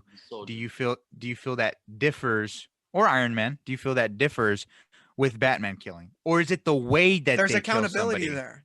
no, I think the difference is this. I think what you said is I don't know if this is what you're saying, but the way I took it is the ideal. Yes, like if we're hoping for the perfect ideal of what the bat symbol stands for and what his whole mission stands for, Hmm. ideally, yes, we don't want him to kill, right? Because we want him to stand for what he's saying he stands for and whatever. I'm just saying, as a citizen, like I've seen humans in real life situations where they're really defending themselves and the only real option is to kill. So I'm just saying, as a citizen, upping the scale, even if I'm going to agree with it down here, then definitely on a level where it's global or my entire city is going to die or all these civilians, then if he is going to kill, I'm not going to be like, you jerk. I'll be like, man, I wish he didn't, because I wish he would have stuck with what he was saying. That would have been so cool. Like you're saying, that would have been cooler. But I'm not going to be mad at him if the Joker dies in a battle with Batman. I'm not going to be like, you asshole. Oh, no. You know, I'm going to be like, Joker was trying to end us all. And a police officer who's much less would have shot him, and I would have been okay with that because he's a police officer wearing a badge, and that's okay. And I get Batman is not that, but Batman is the only one that's able to even pull the trigger on somebody like that. So is the ideal the right way? Yes. If I had a gunpoint, like what would you prefer? I would prefer he sticks to his ideal and he obtains victory without killing his opponent. That would be awesome. But I feel like that wouldn't leads be to mad. inconsistency as well. I'm sorry to interrupt, but I feel like Yeah, that yeah, leads to yeah. inconsistency in the film does. as well, because Oh. the film ideally is about a Batman who, because of his meeting with Superman, becomes more of what a hero is in what Superman's eyes. True, true. But I mean, well, for one thing, he's killing just henchmen, like what we've established. He's killing Yeah. like the day-to-day henchmen who, yeah, they're gang members and everything, but they're not doing like shit like local what the threat. Joker is, where Joker is an anarchist. And Yeah. plus, after Batman spares the life of Superman, right? Mhm. He says, Mhm. "Okay, I'm changed, right? Martha, right? He's human, just like me."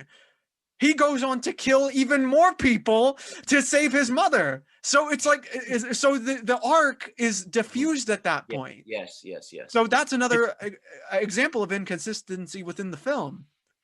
It's But do you think hypocritical. It is. Do you think it might have taken the death of Superman for him to not kill? So maybe not him meeting and Martha is what made him not kill, but maybe him dying and then being like, okay, maybe now I shouldn't kill. Well, Which I'm just possibly. saying- We'll yeah, have to see in yeah. the new film. We'll Right, have to right. It should have been him self-reflecting on what he's experienced as a kid. Mhm. How did I even become Batman? Yeah. Well, I was traumatized by somebody killing my parents. Do I want to inflict the same pain on somebody else? Mhm. You know, that person that he got killed by branding them, they have a family too. Mhm. They had a kid.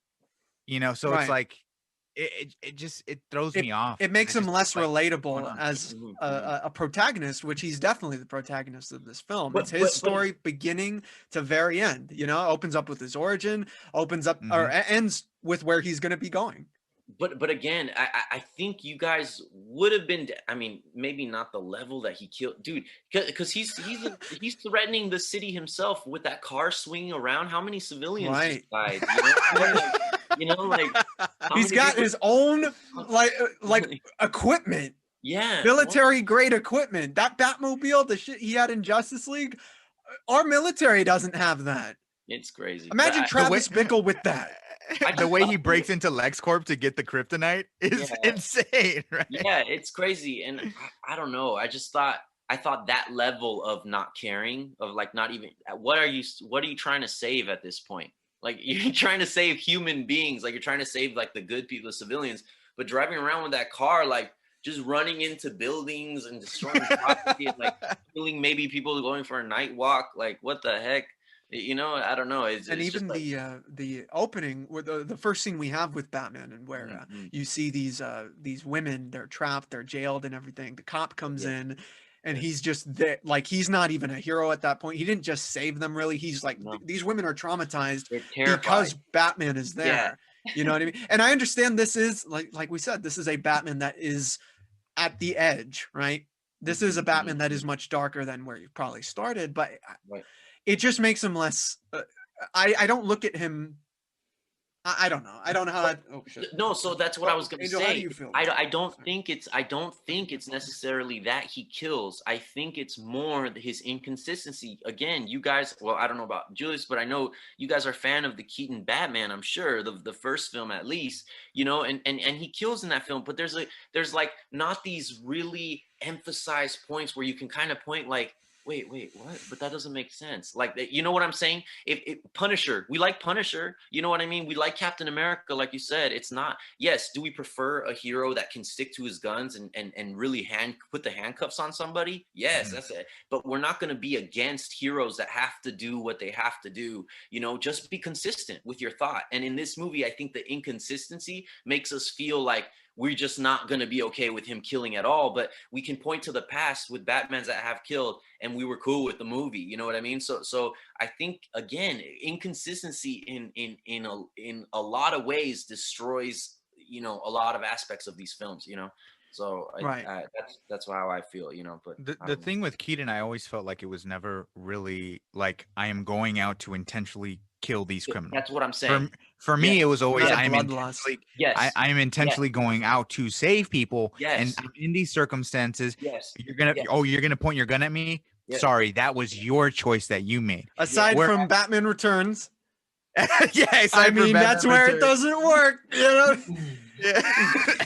But then you have Ben Affleck's Batman, where I felt like intentionally he went out, he would brand these people, and he knew what the brand meant. He was He killing knew what people. the brand meant. The brand was basically a trademark to Mhm. sign your death certificate, and he would give those out. He would hand them out like candy, Mhm. and so I felt like that is him intentionally acting like judge, jury, and executioner, and that's just kind of where I fell off with his character. Well, I where's just the think- moment where Batman looks at what he did, and said that was wrong?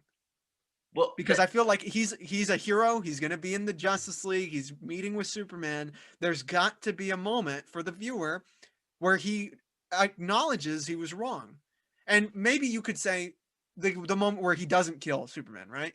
That's the moment where he decided he was wrong. However, the scene following, he decides to kill a whole warehouse of dudes, and in ways that are it's great choreography, and it's maybe some of the best Batman fighting we've ever seen until maybe the Batman with Robert Pattinson.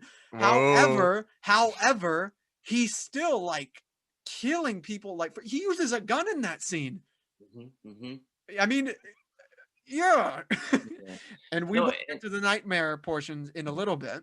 But so again, just like Superman not saving his dad, here again we're inconsistent, right? Where Batman is like so mad at Superman for collateral damage, but is going out himself for years now doing collateral like killing people, really branding people, not really caring about life. But you're mad to the point that you're gonna kill this other guy that kind of had to kill an alien being that was gonna enslave the earth. But you're over here killing like dad trying to like get some meat on some table, you know what I mean? So, like what? Yeah. It just It's doesn't like what make Angel sense. said. It's hypocritical. Yeah, it And just that's the doesn't make problem sense. going into this battle. The whole setup of them fighting each other. The conflict is backwards, unfortunately, because one guy killed someone and got, shit for it, and one guy keeps killing people and is getting away with it. Yeah, and is mad at the other guy for like, Right. like Yeah. what? And they're both mad at each other, right? They're like, what? You're going out and you're doing this, like, but I can only do this, and you're like, what? No, Oh, I'm no. down. I'm down. And for also anyone. and also at the very end, he goes, "I thought she was with you." And you look at the relationship between Bruce and Wonder Woman. Yeah. Why wouldn't his Batman treat her like a threat as well? Yeah. I don't know. Well, you know why. I don't know. Did you see her? I mean, that's why. No, but it doesn't. That's also they're almost the same power set, right? It doesn't Yeah. make any sense. And Doesn't she's been around longer than him. Yeah, right, right. Right.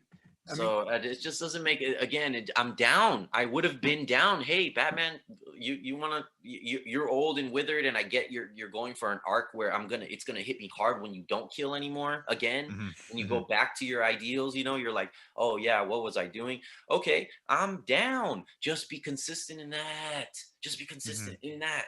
Don't. yeah. You The know, writing is definitely a big, it's delicate, a situation like that. And you have to be delicate when writing a story so heavily involved with morality as this one is. And they're like as delicate as a sledgehammer with some of the scenes that they have, it's insane. But here's the thing about the arc as well. Him crossing that line, it never feels the same, even if he reverts back to his old ways. Yeah, it because doesn't. he already crossed that line. It's like what Bruce Greenwood says as Batman in Under the Red Hood. Once you cross that line, there's no coming back, and it's true. There is no coming back because we saw you do what you did, kill those people. It doesn't matter. Shit. It doesn't matter if you instill that code of law again. Yeah.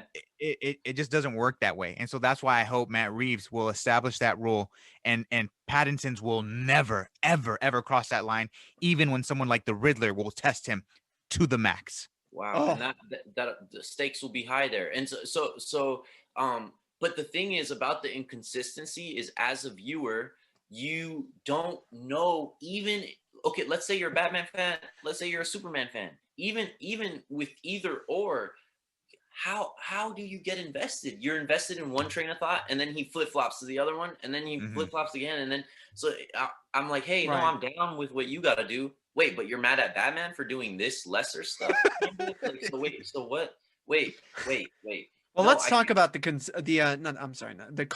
Let's talk about the conflict between both characters. Obviously, Batman and Superman are some of the most iconic figures in comics because they are such opposites of each other. However, in this film, I feel like they're going out of their way to show how similar they are in terms of their darkness, their hopelessness within humanity. You have Superman who's being criticized by the whole world. You have Batman who's given up on the whole world. And they come together, hopefully becoming more humanists by the end, at least in theory. As on paper, that's great. But they're very they're too similar in my opinion. Usually whenever we see Batman and Superman, they are night and day to each other. Yeah. You have the dark one, the one who's given up on everything, who's still haunted by his past, where Superman is the one who's learned to move on, who understands that there are people who need help, and me holding on to my tragedy, it will hold me back.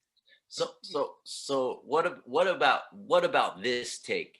And this is a coulda, woulda, shoulda moment. So okay, let's don't even but they already established a Superman that was kind of dark and kind of brooding, right? Okay, I'm down because I get again. If it was consistent, let's say they pulled it off correctly, I'm down. I get it. We've all related where people can be seen outcasted for being an immigrant. We've seen that, or for whatever reason. You don't have to be an immigrant, but for whatever reason, you're outcast, right? So we can all relate to that. Wouldn't have been cool, and they would have never gone with this, especially because they got Ben Affleck. You know what I mean? Or Affleck, whatever. But Affleck, whatever that guy's name is, whatever his name is. But what if they would have went like Bruce Wayne-ish from the animated series, but with like more upbeat Batman, like a Adam West. So like, yes, he doesn't kill, and like he's Batman is uplifted and hopeful, and Superman is kind of like, hey man, I've had to be outcasted for just doing the right thing, and Batman's like, well, I don't kill, man, and I never will. I don't care how much you test me. Groovy.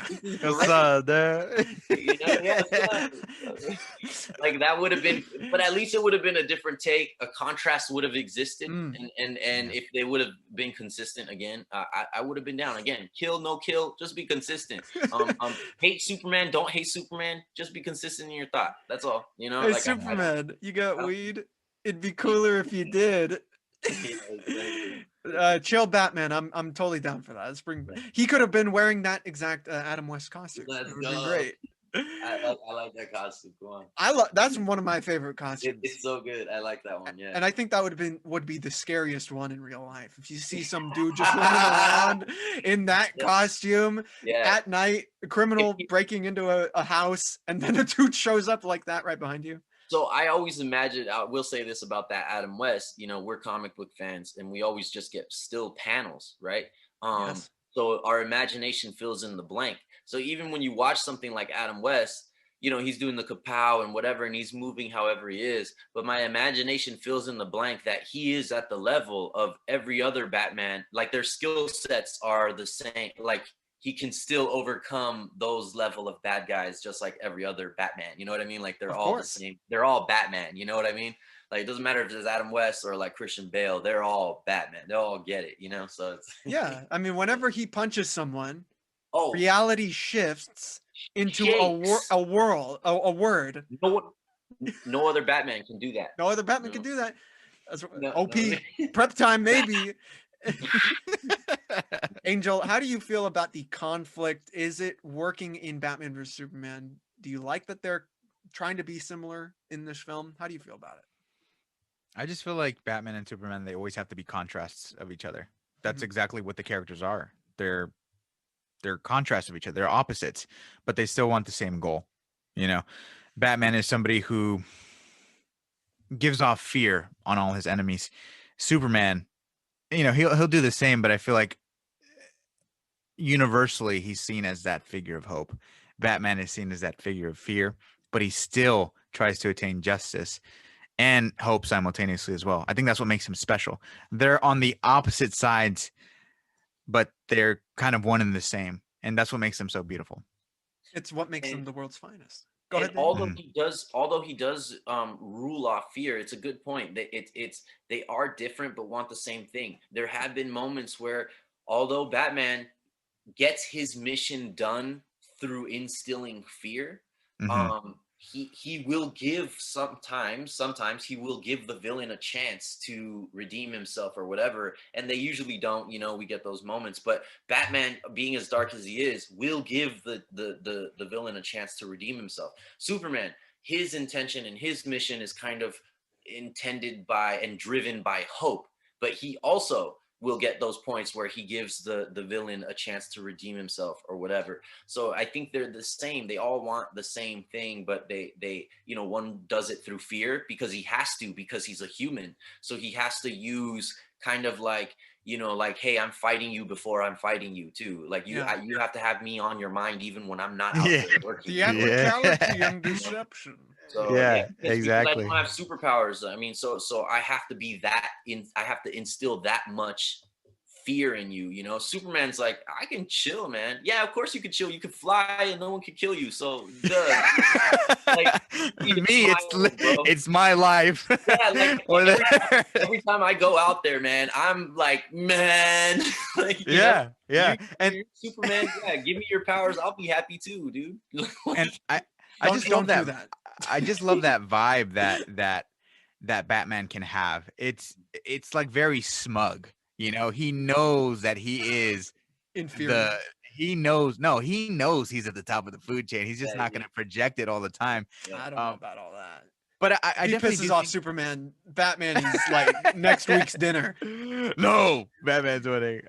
No, but I always felt Batman was an empathetic hero as well. When I read The Long Halloween, there's a scene between him and Solomon Grundy, and I was very impressed with the writing there, because in those moments I would expect Batman to beat Solomon Grundy to a pulp, but no, he actually asks like Solomon, like, do you need a friend or do you need somebody to be here with you? And he ends up having like dinner with him, like Thanksgiving dinner.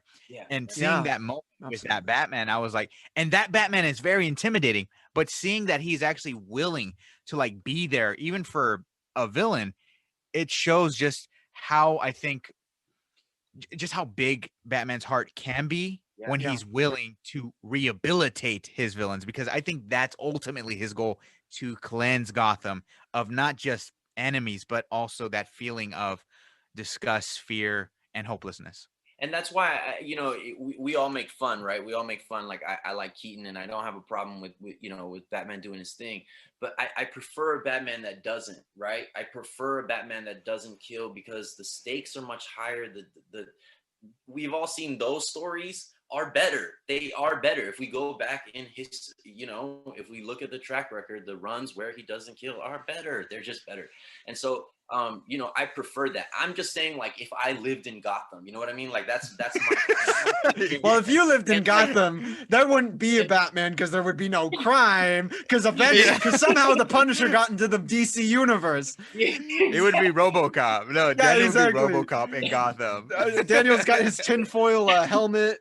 Yeah, I would Dead be or alive, I- SA. You coming with I would me? be- I'd be RoboCop because I would definitely die first. I'd go out there and die first. Like, I'm gonna Dude, Photoshop the that water now. almost came out of my nose, bro. Daniel's head on the nugget of a body. Oh! I'm just saying, like if I was sitting with my homie and then we saw the news and be like, oh man, Batman finally kills Joker, and then he's like, dude, what a jerk. I'd smack him like, what the fuck? I mean, what are you doing? What are you talking about? That dude's killed for decades. What are you doing? Like, okay, do we prefer that you would have brought him in safely and answered for his crimes and say what the heck is going on? Yes, I prefer that. But you're yelling at the guy. You hate the guy now. Now you want to kill him because this other guy's been killing for years, and you're like, oh, that's just what he does. This guy kills once, and it's a guy that's been killing for years, and you're like, damn that guy. Daniel, we did the debate, man. Don't make me yeah. body you over Zoom. Yeah. Come on now. No, I'm saying me. That's why the friend can have can hate Batman for that. I just think it's silly after it's too late. Don't you hate like you Kiss my ass now before I throw battering at you. I'm just saying, like, real fights, man. Anything can happen. This guy's fighting super villains, like Dark Side. He better kill Dark. Well, you brought up super villains. Let's talk about your boy, Let's go. Mr. Jesse Eisenberg as Lex Luthor. The antagonist, I will say, we were talking about earlier, who's the real antagonist, Batman or Superman? It's obviously Lex Luthor. He's the one pulling the strings. He's the one sending the letters to Bruce Wayne. He's the one who figured out off screen that Clark Kent and Superman were the same person. Okay, so Jesse Eisenberg is cast as Lex Luthor. And obviously it gets comic fans thinking, oh boy. The fan cast was Bryan Cranston as Lex Luthor. There's a fan trailer out there of Batman vs. Superman, and they imported footage from Breaking Bad and audio from Breaking Bad, and it was perfect, right? Everyone was like, yes, 10 out of 10. The movie's already 10 out of 10 because of this fan trailer. Right. You get not Heisenberg, you get Eisenberg as Lex Luthor.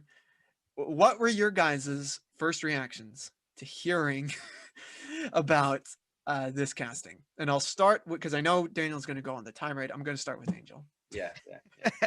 So Jesse Eisenberg was announced. I think my initial reaction was, I did not see that coming at all. I don't see it at all.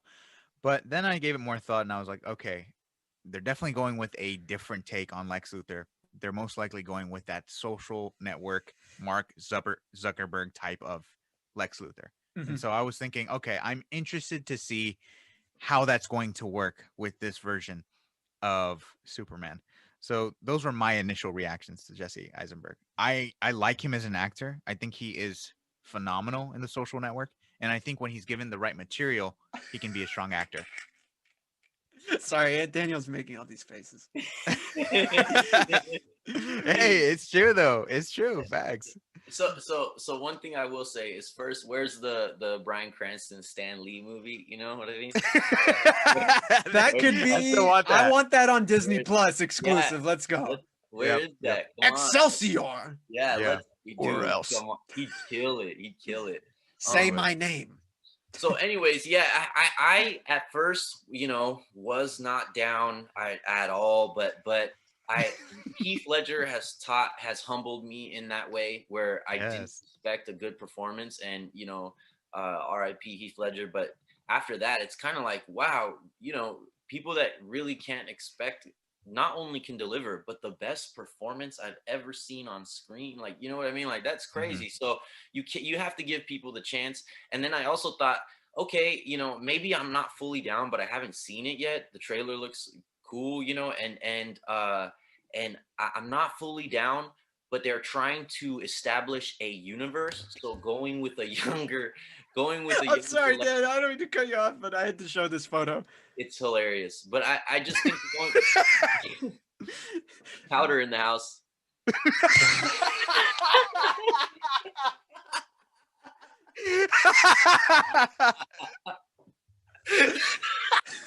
Powder in the house. Shout out to Powder.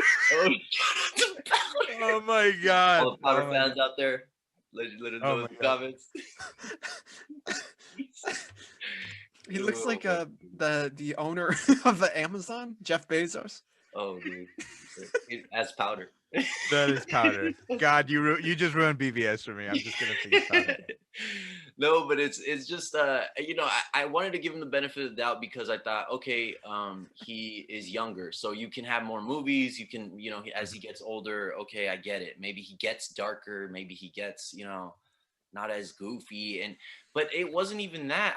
Even as the character, like you're saying, even as a social network type guy, like I didn't get that feeling like you're threatening at all. And yes, he does threatening things and he succeeds. He gets stuff done. It's not like he's not a successful villain. He's actually one of the more successful villains when talking about villains in movies. He actually kind of accomplishes his goals. The job done. Yeah, he does actually. He sets out and he kind of does it, and so Superman killed, so that's cool, and I guess menacing because he gets the job done, but for some reason he just didn't portray that villainous, like his line again. It could again, maybe it's not his fault, like you said, the performance, whatever, but the lines, like they weren't scary. Like when he's talking to the girl, like the lady, the senator or whatever her name is, and it's just like that's not scary. And he says these lines like, oh, we know now, devils, it should be upside down. Devils come from the sky, not from the ground. Like, ooh, like, I don't know. I was like, if man won't kill God, the devil will do it. But yeah, I just thought there was like lines where I thought they were supposed to be cool and they weren't. Or insightful or, thorough. Yes, like a villain, like when a villain says something and you're like, oh man, like, like, dang it, but you mean that scene where he's giving his speech at his benefit? Yeah, and it's paradoxical. Like, what? Like, dude, I'm leaving. Like, if we hope the bar is full service tonight. Come on. If we were sitting there, I'd be like, dude, okay, if I was with like my chick or my homies, I'd be like, all right, dude, we gotta go, man. Free food, we're out. Be like, bro, Daniel, steal a bottle of wine. Let's get the fuck. Or maybe stay and see if he has a whole meltdown, and be like, oh, maybe we should stay and wait. like the Tom Cruise meltdown. So the tabloid or something. Yeah, you know. So we totally got what they were going for with his Lex. They were going for that Mark Zuckerberg, somebody who just thinks he's just the smartest person in the room. But it just didn't work, I would say. I think there were a lot of the lines that were hit and miss. For example, just that whole scene with him and the Jolly Rancher thing. It's moments like that where I'm just like, what is this? Like, what is this? Lex Luthor is somebody who's supposed to be confident, charismatic, an intimidating presence, somebody that other people respect and would kind of probably walk away from because they are so just nervous about kind of looking foolish around him. That's who I feel like Lex Luthor is. I feel like they chose to go with that Mark Zuckerberg kind of version because they wanted to get somebody who was a complete contrast to Henry Cavill. Mm-hmm. Why? Because Lex Luthor's version was supposed to feel powerless. So I like the idea. It's the execution that I just felt was completely off. I would say my favorite line, though, from Lex Luthor was when he was like, if God is all powerful, then he can't be all good. And if he's all good, then he can't be all powerful. I felt like that line. I actually like that line a lot because that is a good line.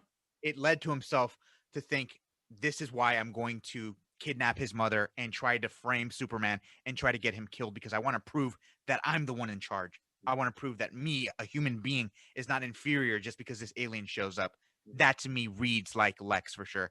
It's the performance that I felt probably was just off. Well, look, if you're gonna say all that shit, you better have some kryptonite on your hand. Yeah, I mean, 'cause he's either really brave or really stupid to go up to Superman looking the way he does, doing all this twitching shit without any rock. All right, you know what I mean? Like, I don't know. Yeah. Okay, so we talked about Lex Luthor. Let's talk about now. Yeah, Lex was crazy.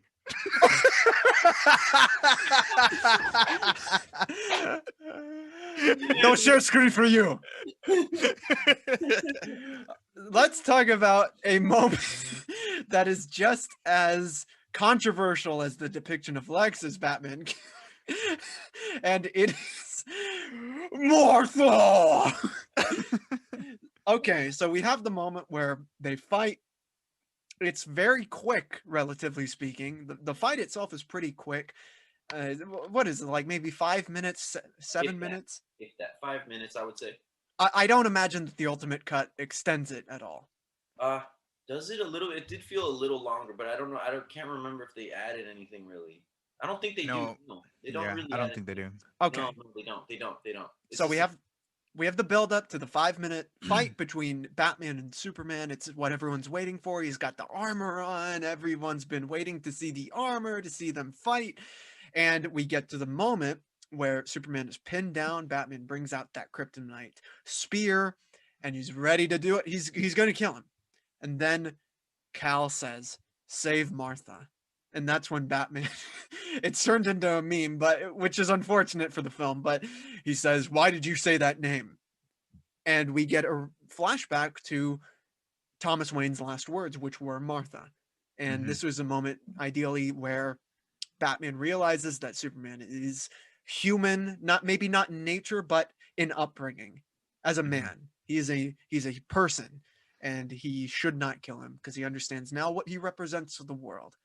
So, Daniel, Powder, I want to hear your thoughts on this moment with Martha. It was kind of one of those like, wait, what? Like, and then you're trying to go back in your head in the movie. Maybe you missed something. You know what I mean? Like, that's how I felt when I first watched it. I was like, wait, what? What does that mean? Wait, what? Like, and then I get it, but I thought maybe there was something else that meant something, you know, not just it on its own, but maybe I missed something or I misunderstood something. That's how I felt. I was confused. I was like, I get it now. Now he likes him, but what happened? But why? Wait, what? Because of Martha, this dude's murdering offing dudes. I get the context. He's an alien. He's offing henchmen. Now he's gonna off this alien with the power to kill the whole earth. Okay, I get it. I don't agree with it, but I get it. And then now he says, Martha, you don't want to kill him? But what about the other guy that you branded last week? Like, you know what I mean? I don't know. It didn't.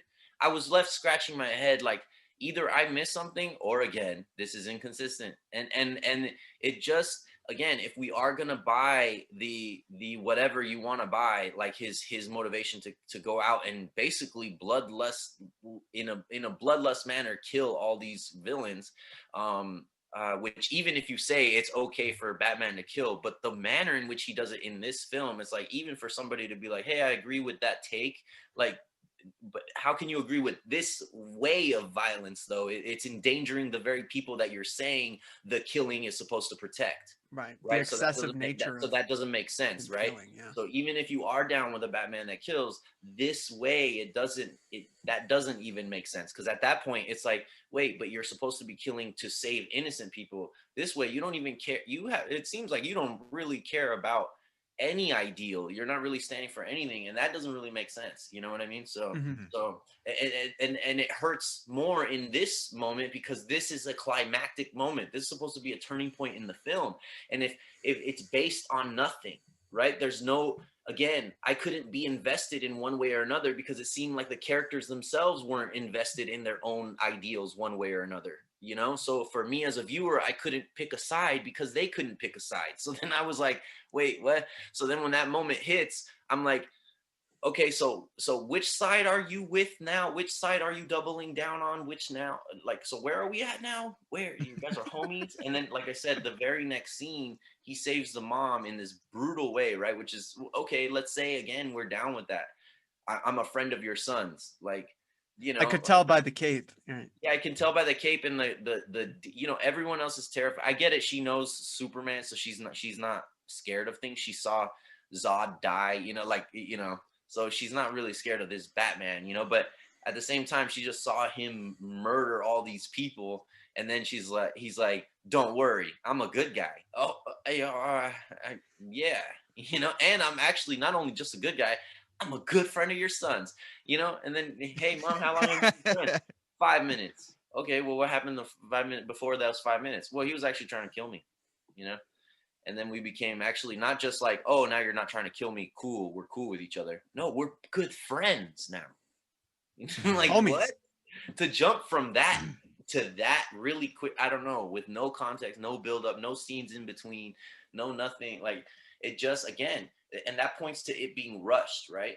It just points to it being a rushed, just rushed. It just seemed rushed. Like, why didn't you? What? There's no build to them becoming friends. Or I get the turning point, but then there should be other moments that prove built on something. Again, built on a foundation of actions. Right? Like motivation is built, at least for a viewer or a reader or a consumer.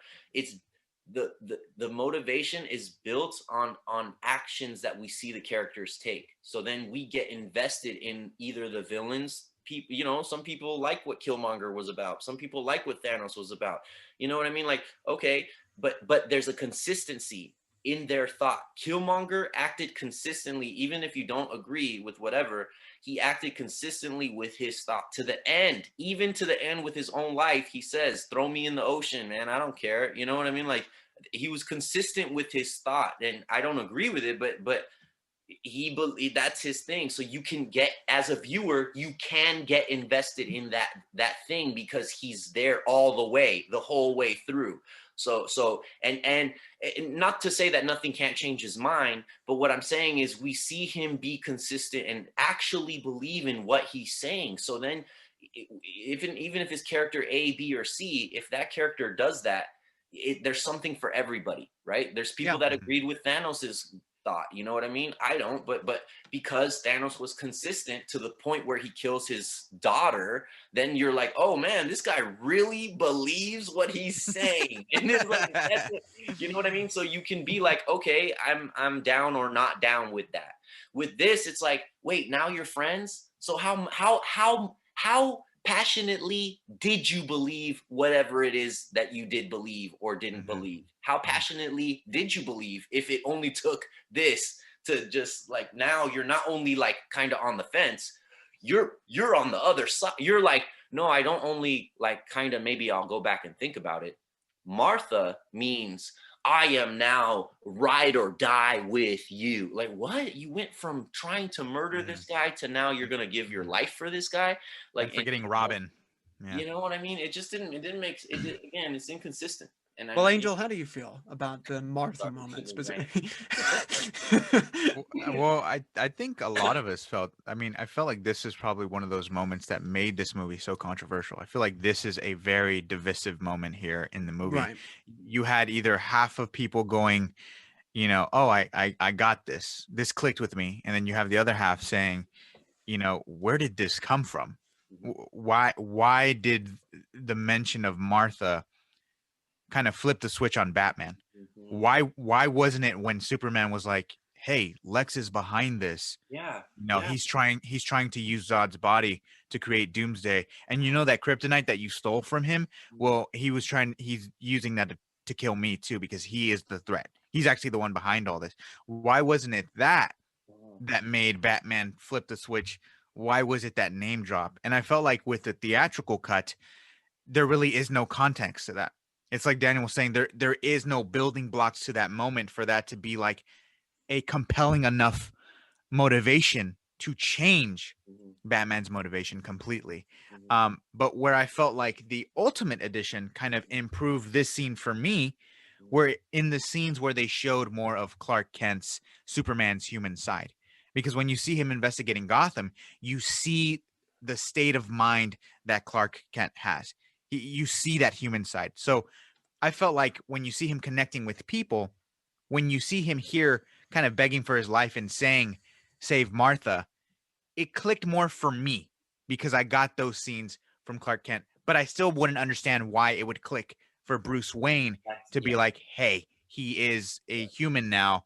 And it's just weird to me that like Batman wouldn't see somebody that he brands, who's an actual human being, somebody that is him. They are of the same race, right? Right. They are the same beings. Yeah. It's weird that it wouldn't click for when he brands a human being, but it would click for an alien when an alien says Martha. Yeah. You know Yeah. what I mean? It doesn't make any sense. It just doesn't make sense. That's what I'm trying to say. It's like even for the people out there that want to agree with one thing, it, the movie disagrees with you. Like with any aspect you take, any side you want to take, even if you want to wholeheartedly really love the movie and invest your emotion in one ideal that the movie presents, it Mhm.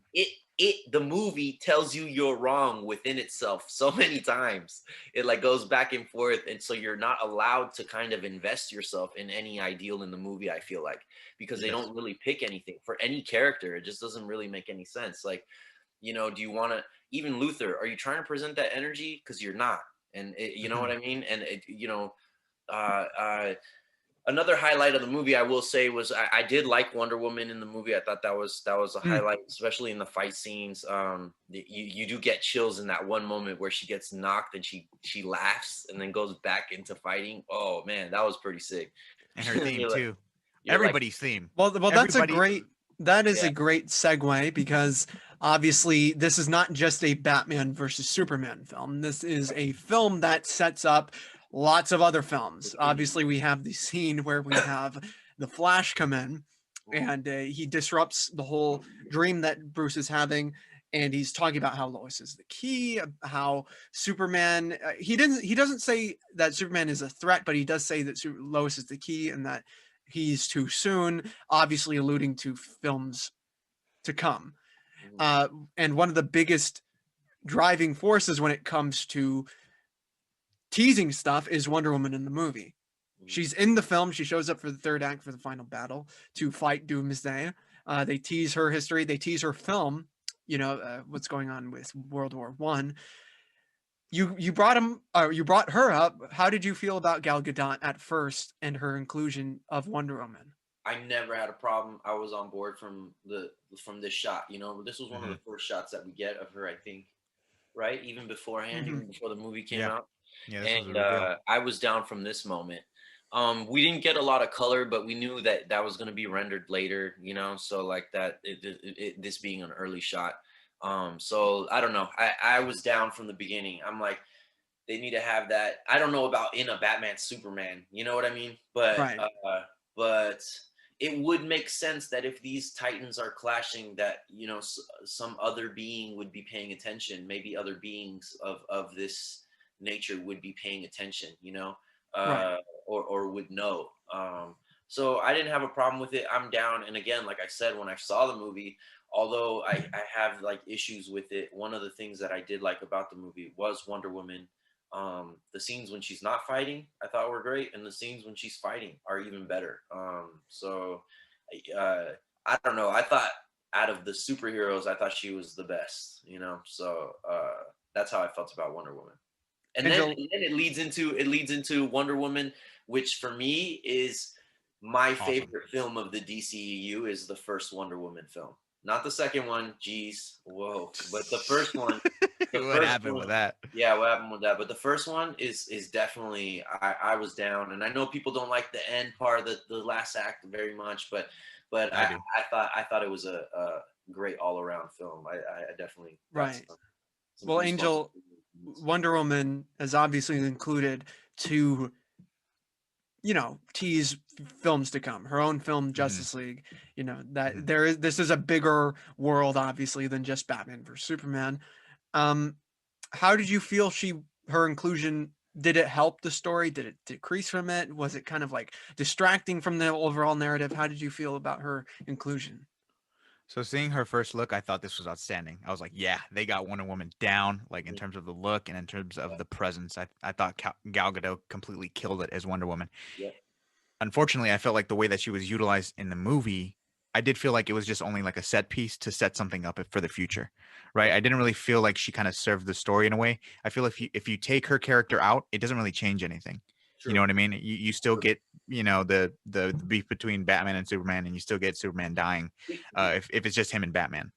The one thing Right. I will say is when Superman's getting down, she is the other being. Like Batman can't really do any. You needed that Yeah. other, like heavy hand, heavy hitter to kind of be there. I think for the Doomsday, and yes, I do think inserted, but yeah, I mean, you know, I think a highlight of the DCU altogether. So you know, Yeah, I mean, Seeing that shot of them is epic, right? Seeing that shot of them, but I felt like yeah, if by inserting her and because this is her first appearance as Wonder Woman, true.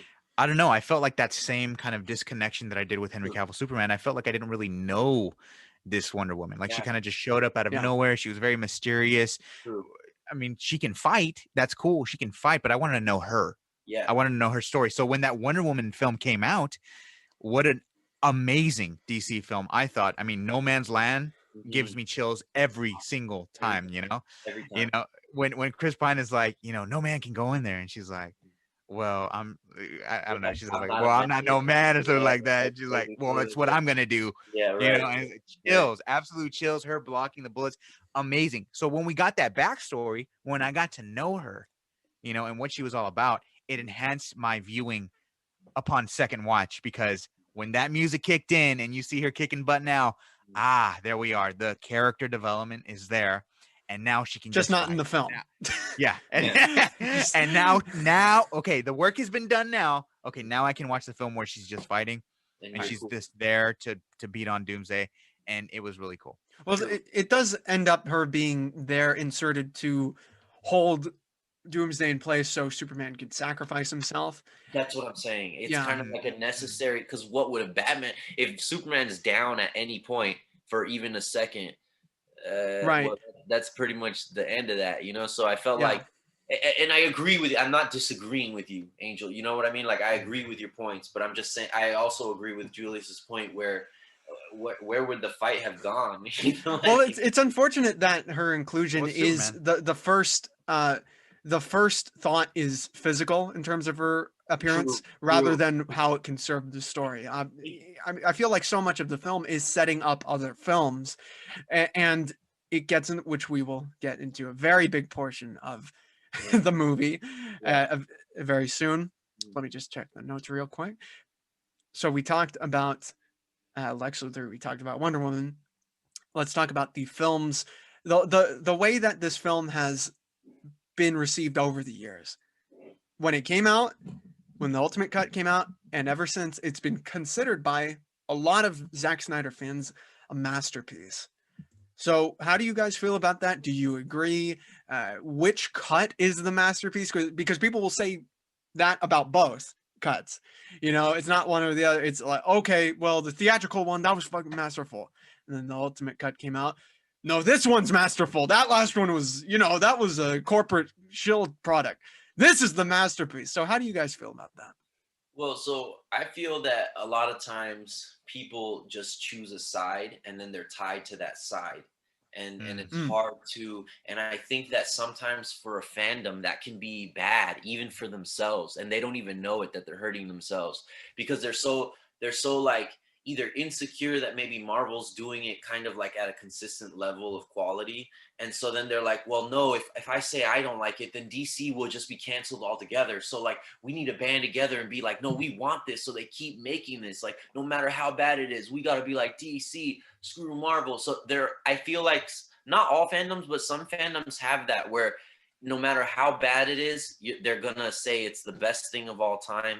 And I'm a fan of a lot of things, but I feel like it serves the fandom and the quality of the product, if especially now with the tools like maybe like like social media or YouTube or whatever, like people can get out there, podcasts, and they can get out there and say, hey, there's an issue with this, and you can or cannot do something about it. We have the Sonic example, right? Sonic came out, they showed the picture, it was horrible, and people went to arms like, what, that is not Sonic. They rendered it and it came out better, right? And so Who's that imposter?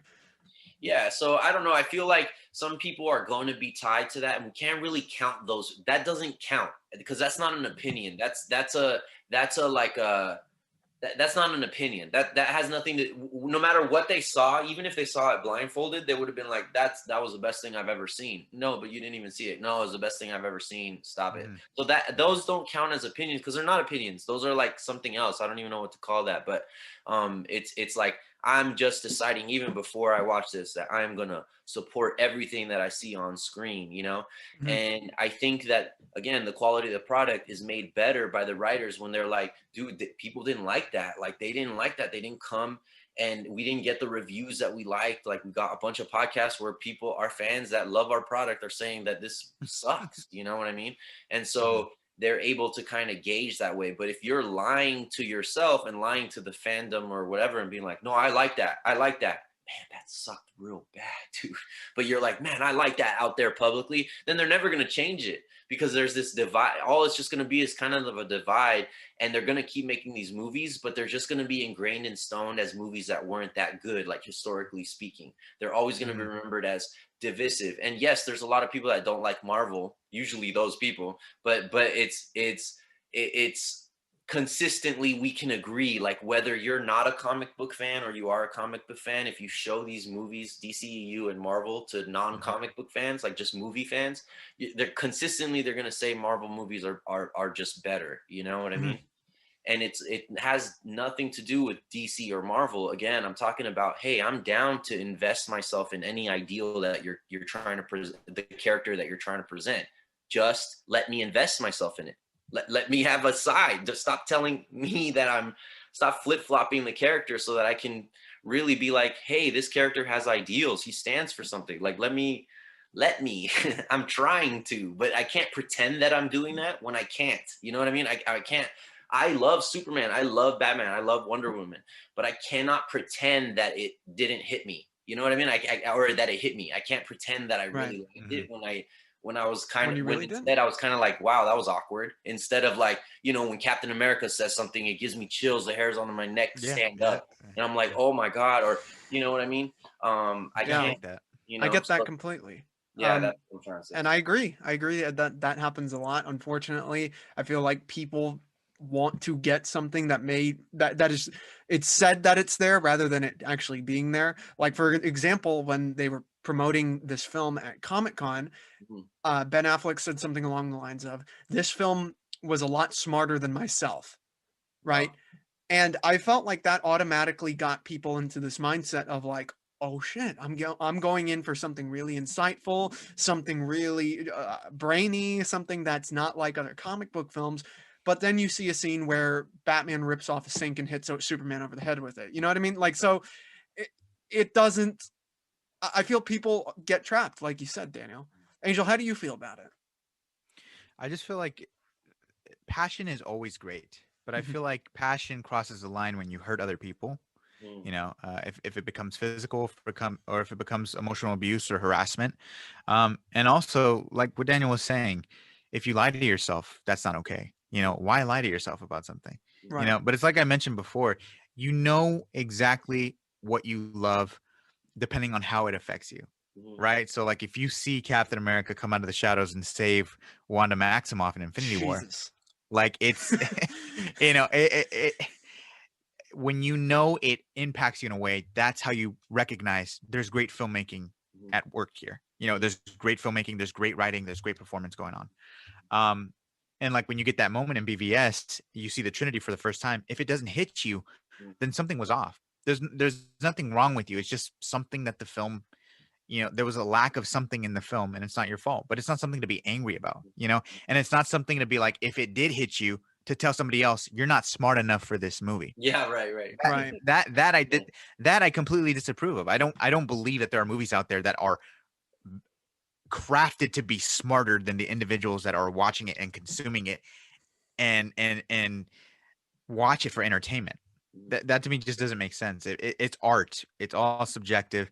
If you love a movie, amazing. If you don't love a movie, that's fine too. You Yeah, know, and watch. It's just a movie at the very end of the day, and you can always watch another one that hopefully you'll like. You know, not all movies will resonate with you, and that's the beauty of how diverse films are in general. You know, Yeah. all of us here, all three of us here, we're not just into comic book movies. You know what I mean? Like it's Yeah, not not the at only. all. We love all genres. We love quality. We love great storytelling. That's why we don't just identify as DC fans, Marvel fans, you know, indie fans, blockbusters, you know, art house. You know, we love it all if the storytelling gives us goosebumps.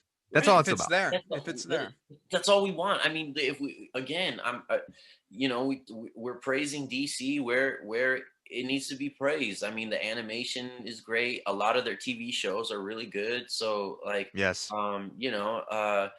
or miss. There's some shows that are not, but I've told you guys about some shows that I kind of came across almost an accident that I brushed off, but I didn't think Titans was as bad as I thought it was going to be. I know I'm probably going to get laughed at, but I thought Titans, I'm only like 4 episodes in, but it's actually pretty good. It's actually pretty good. Another show that I like a little bit better than that, that I haven't killed, so it's not a show that's like hooked me, but Doom Patrol is actually pretty good.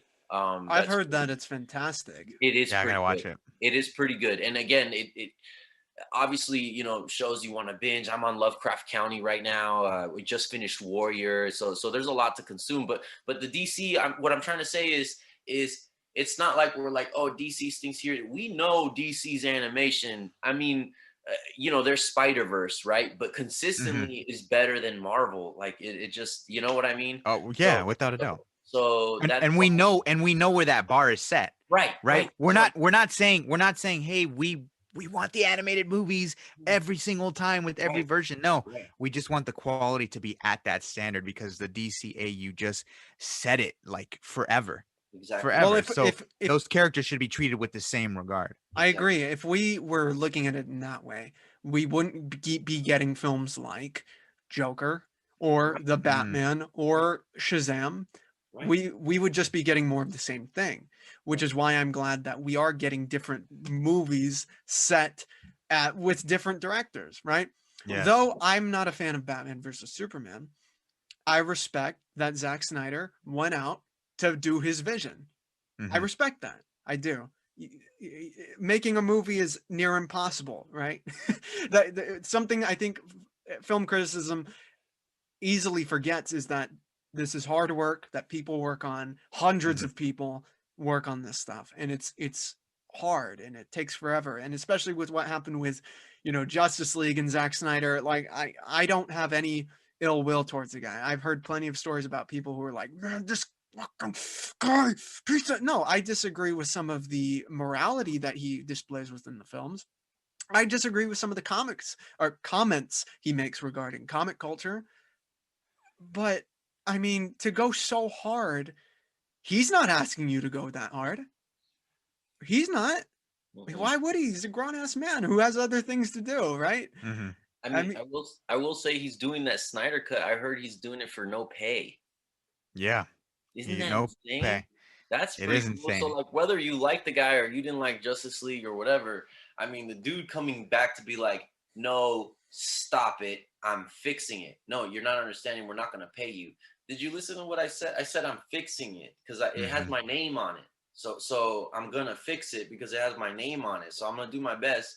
It may suck, it may not. Don't pay me whatever. I don't care. It has my name on it and it's out there and people treat me a certain way because of the product that was out that had my name on it. So now I need to go back and fix it. Screw you. Screw what you think about me making it or not making it. I don't really care what you thought about the first film. I'm going to make it. So, well, screw yourselves. I'm going to make it. And so there's something respectable about that, right? So I don't know. I thought that was pretty cool.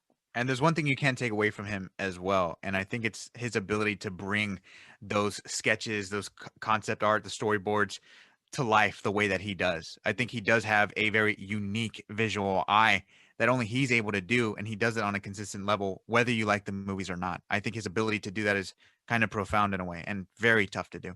So that's what I was gonna say is like visually speaking, he does have a lot of shots that you can just still and then watch for Of a long course. time, right? Yeah. Like you can just there's a lot of moments that you can just freeze in his movies and then just stare at, and Yeah.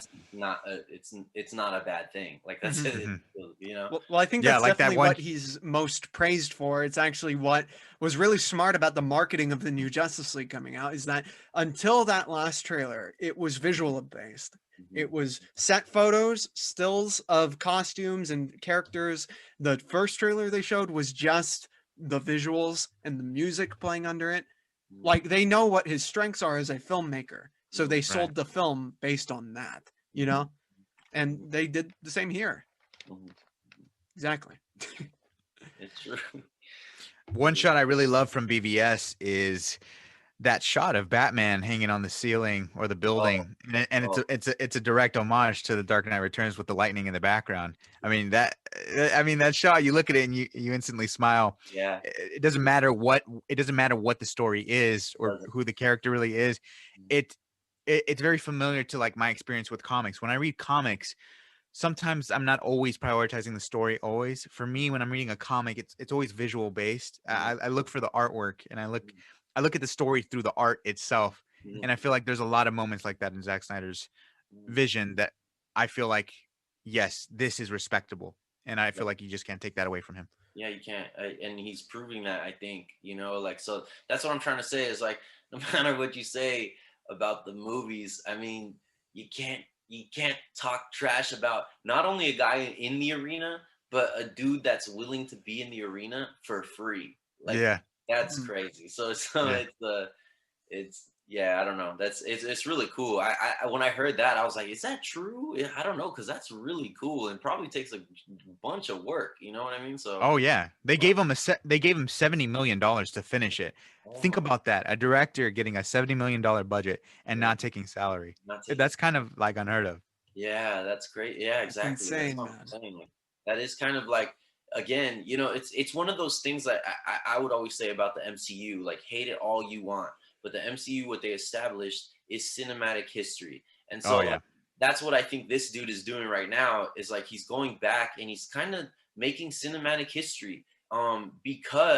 Because people manifested this. Like, when has this happened? Like, where people have been like, no, we want to redo, like, and Hmm. I get remakes, but like this hard, like of a remake where it actually manifests to $70 million to be, you know what I mean, to put in the Yeah. pocket of this guy. That's how much the outcry and demand for this guy, whether you like it or not, like that's kind of insane, and it's cinematic history that the dude's doing it for no money. I mean, has that no, I mean, I'm sure there's the indie film, these guys that are passion projects and stuff like that. But Yeah. But has a for a guy ever, blockbuster, but have a guy ever had a blockbuster budget and taken no money, zero money to do it? Like that's insane. no I don't way. know if that's Yeah. ever happened. So that's the hats off to him. And I hope the movie, I agree with Angel. The Ultimate Edition is a little bit better than the theatrical cut, but it for me it's like maybe a grade above, like a little bit above. Like if I gave the first time I said maybe it's a 5 out of 10 or a 6 out of 10, the Ultimate Edition's a 7 out of 10. You know what I mean? Something like that. Um, it's not really. It doesn't really change it for me. Even that is kind of highballing it. And so I'm hoping that with $70 million, the Snyder Cut, the Justice League rendition, his idea can change it to the point where there's some improvements. I really hope so.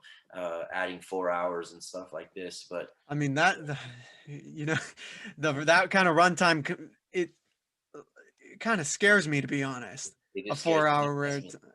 I mean, that's why I've kind of been put off from seeing the ultimate cut from BVS, because that's 3 hours of like Yeah, watching a movie. And I love watching films, but it's a longer cut of a movie that I didn't care for so yeah, much, in the first place. So, like I said, I've said plenty of times, I'm hoping to love the Justice League Snyder cut, right? I think we're all hoping to love that. like Me too. what we established, who wants to go into a film being like, yeah, this shit's gonna suck. I paid $20 for it to suck. Like, no, dude. Yeah, right. Let's just hope Let's it's hope. not too late. Let's hope. So the last hope. thing we have to talk about is the definite shut up. This is the definite link to Zack Snyder's Justice League. The portions of the film that are set in the not too distant future of Ooh. Darkseid and Superman. This is exciting. So This is exciting. Okay, so when these sequences happen in the film, Batman's asleep, he's dreaming of a world that's coming, and you see the Omega symbol right there. He does carry an assault rifle, he has a resistance, he has a coat and everything. What were your first impressions when you saw this, Angel? Seeing these sequences, I loved it. I loved seeing the Omega symbol. I loved knowing that Darkseid was coming. I thought just the look of the nightmare sequence was beautiful.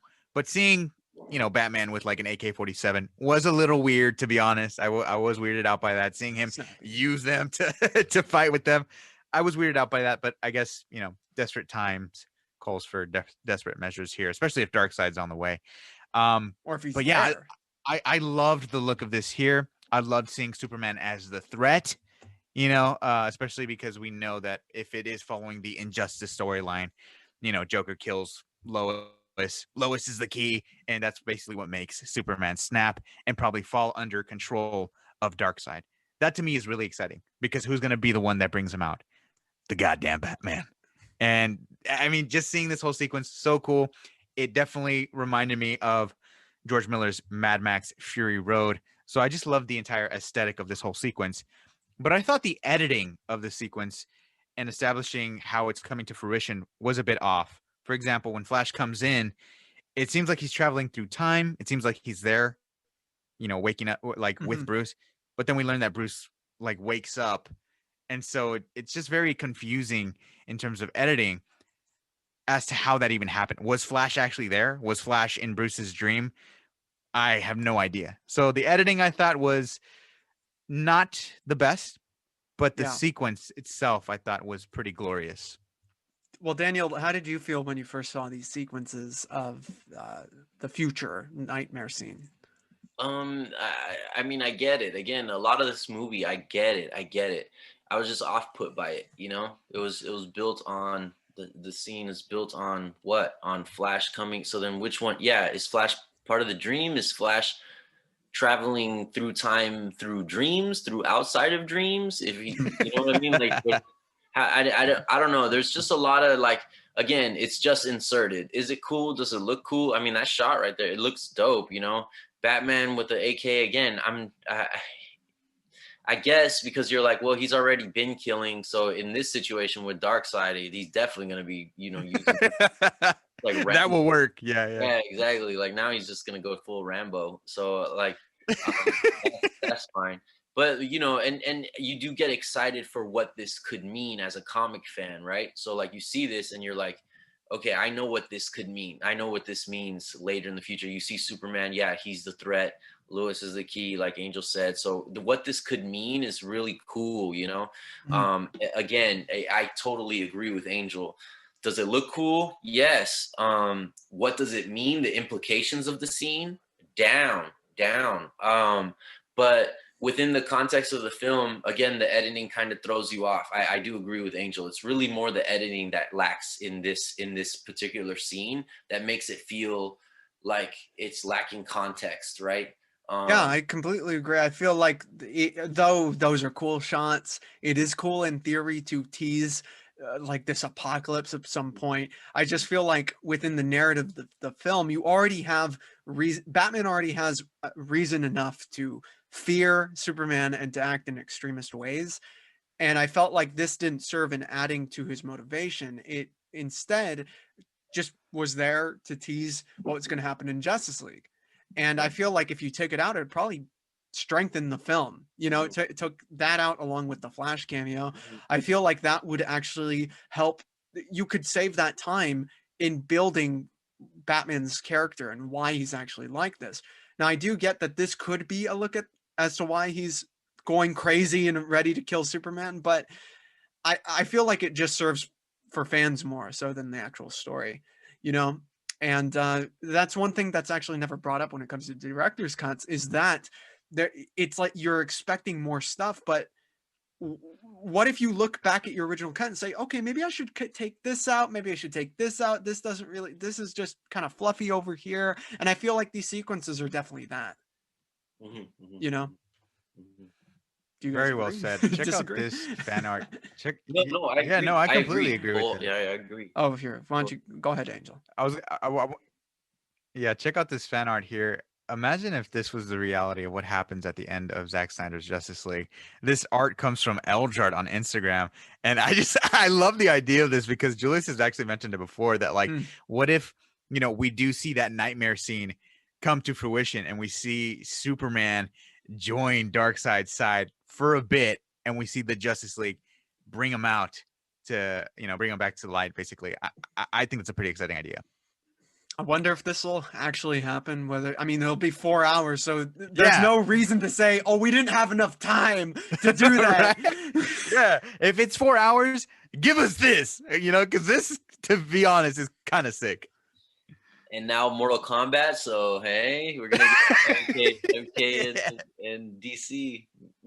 Yeah, hell yeah. You I want that, and you would watch that too, Daniel. I would. I'd be there.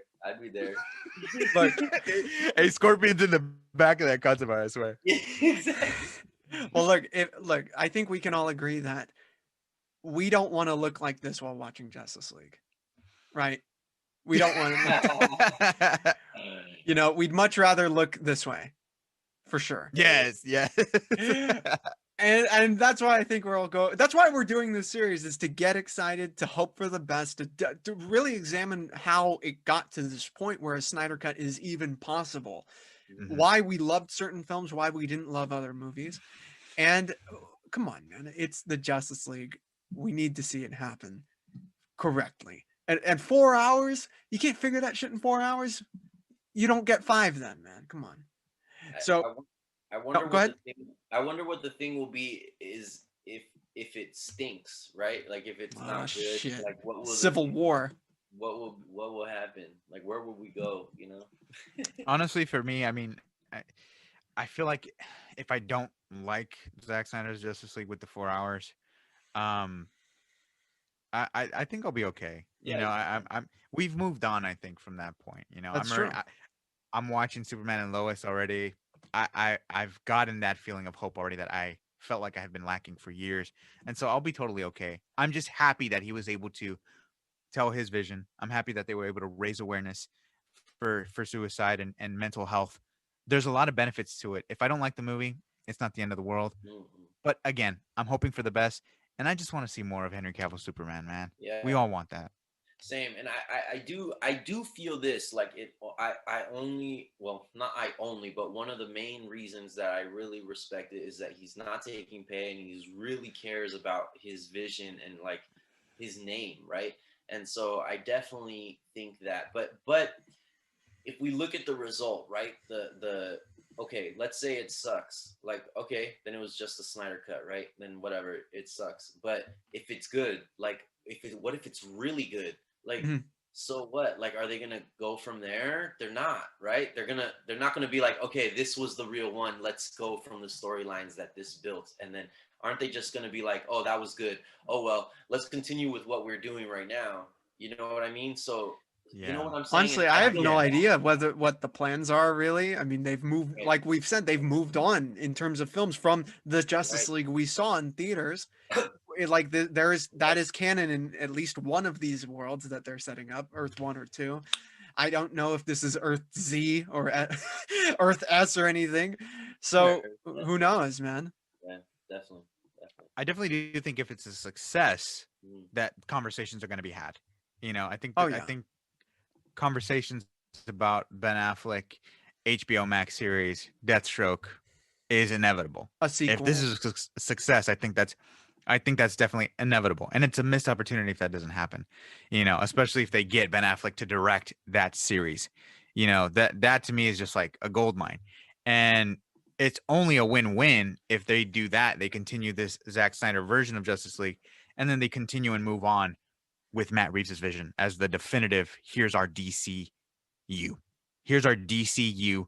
It's starting off with Matt Reeves. We will be introducing that version of Superman, Wonder Woman, Justice League. I feel like that's the best case scenario. I agree. But I also do believe that people who have been rooting for Zack Snyder's Justice League, I think no matter what, they're going to love it. I don't see a scenario where the people who've been rooting for this, the people who have made the $70 million budget happen, I don't see them watching this and then disliking it. So I definitely do feel like there's going to be positive feedback, and that hopefully those conversations will be had about, hey, how can we continue this for those fans? And I don't see people that liked the first one, they're gonna love this one. I don't know. I don't see them like now hating. You know what I mean? I don't see that. If you already like that, then you're definitely probably gonna love this. So. Yeah, it's 4 hours. You're getting 4 hours of what you already liked. Yeah, exactly. It makes sense, right? So, Yeah, man. Well, I feel about it. Well, that's it, man. We talked about BVS for about longer than actually BVS is. And crazy. I love talking to you guys about this. Thank you so much for joining us. Daniel, you really made it through this. How do you feel? I feel great. I feel hopeful. No, I feel like vengeance. You feel like powder. Just say it. Yeah, exactly. Go watch that movie. I want to know what you think. I absolutely will. So on your channel, what is coming out? Tell us what is the latest for the show known as for. So the latest is we have episode 619 dropping today, or when this episode comes out, it would be probably a few days before. But yeah, episode 619. Check us out on YouTube, Instagram, Twitter. Saga MC is my co-host. He does hip hop. He just released on his Spotify a song called Woke that you should check out if you have Spotify. Saga MC, check it out. It's pretty good. It's an older song, but he's had it on his other platforms and he just released it on his Spotify. I was listening to it almost by accident and I was like, oh my goodness, this is really good. So if you want to check that out, that's our channel, that's my co-host, and and these guys are the goats, Crazy, man. Thank you. Angel, where can the people find you online? You guys can find me on YouTube at the Goat Movie Podcast. You can also find me on Twitter at Goat Movie Pod. And you can find me on my personal account at Blu-ray Angel. And we can engage there about movies all day, every day. Cinema is my life, but not just cinema, also TV series that are just as good as cinema. And speaking of TV series that are just as good as cinema, I need you all to watch Superman and Lois, because this show is the real deal. Please do not let this show get canceled. Trust me. I've seen a lot of CW pilots. Trust me. This one was particularly very special and unlike any other. The budget was there. The writing was there. The character was there of Superman. And it's just so good to have Superman back in our He's lives. back. And, it doesn't matter. Even if we're talking about movies that we love, are mediocre, we don't like, I just love having these conversations with you two, my friends. I mean, how fast did those 3 hours just pass by? Unbelievable. It didn't feel like it.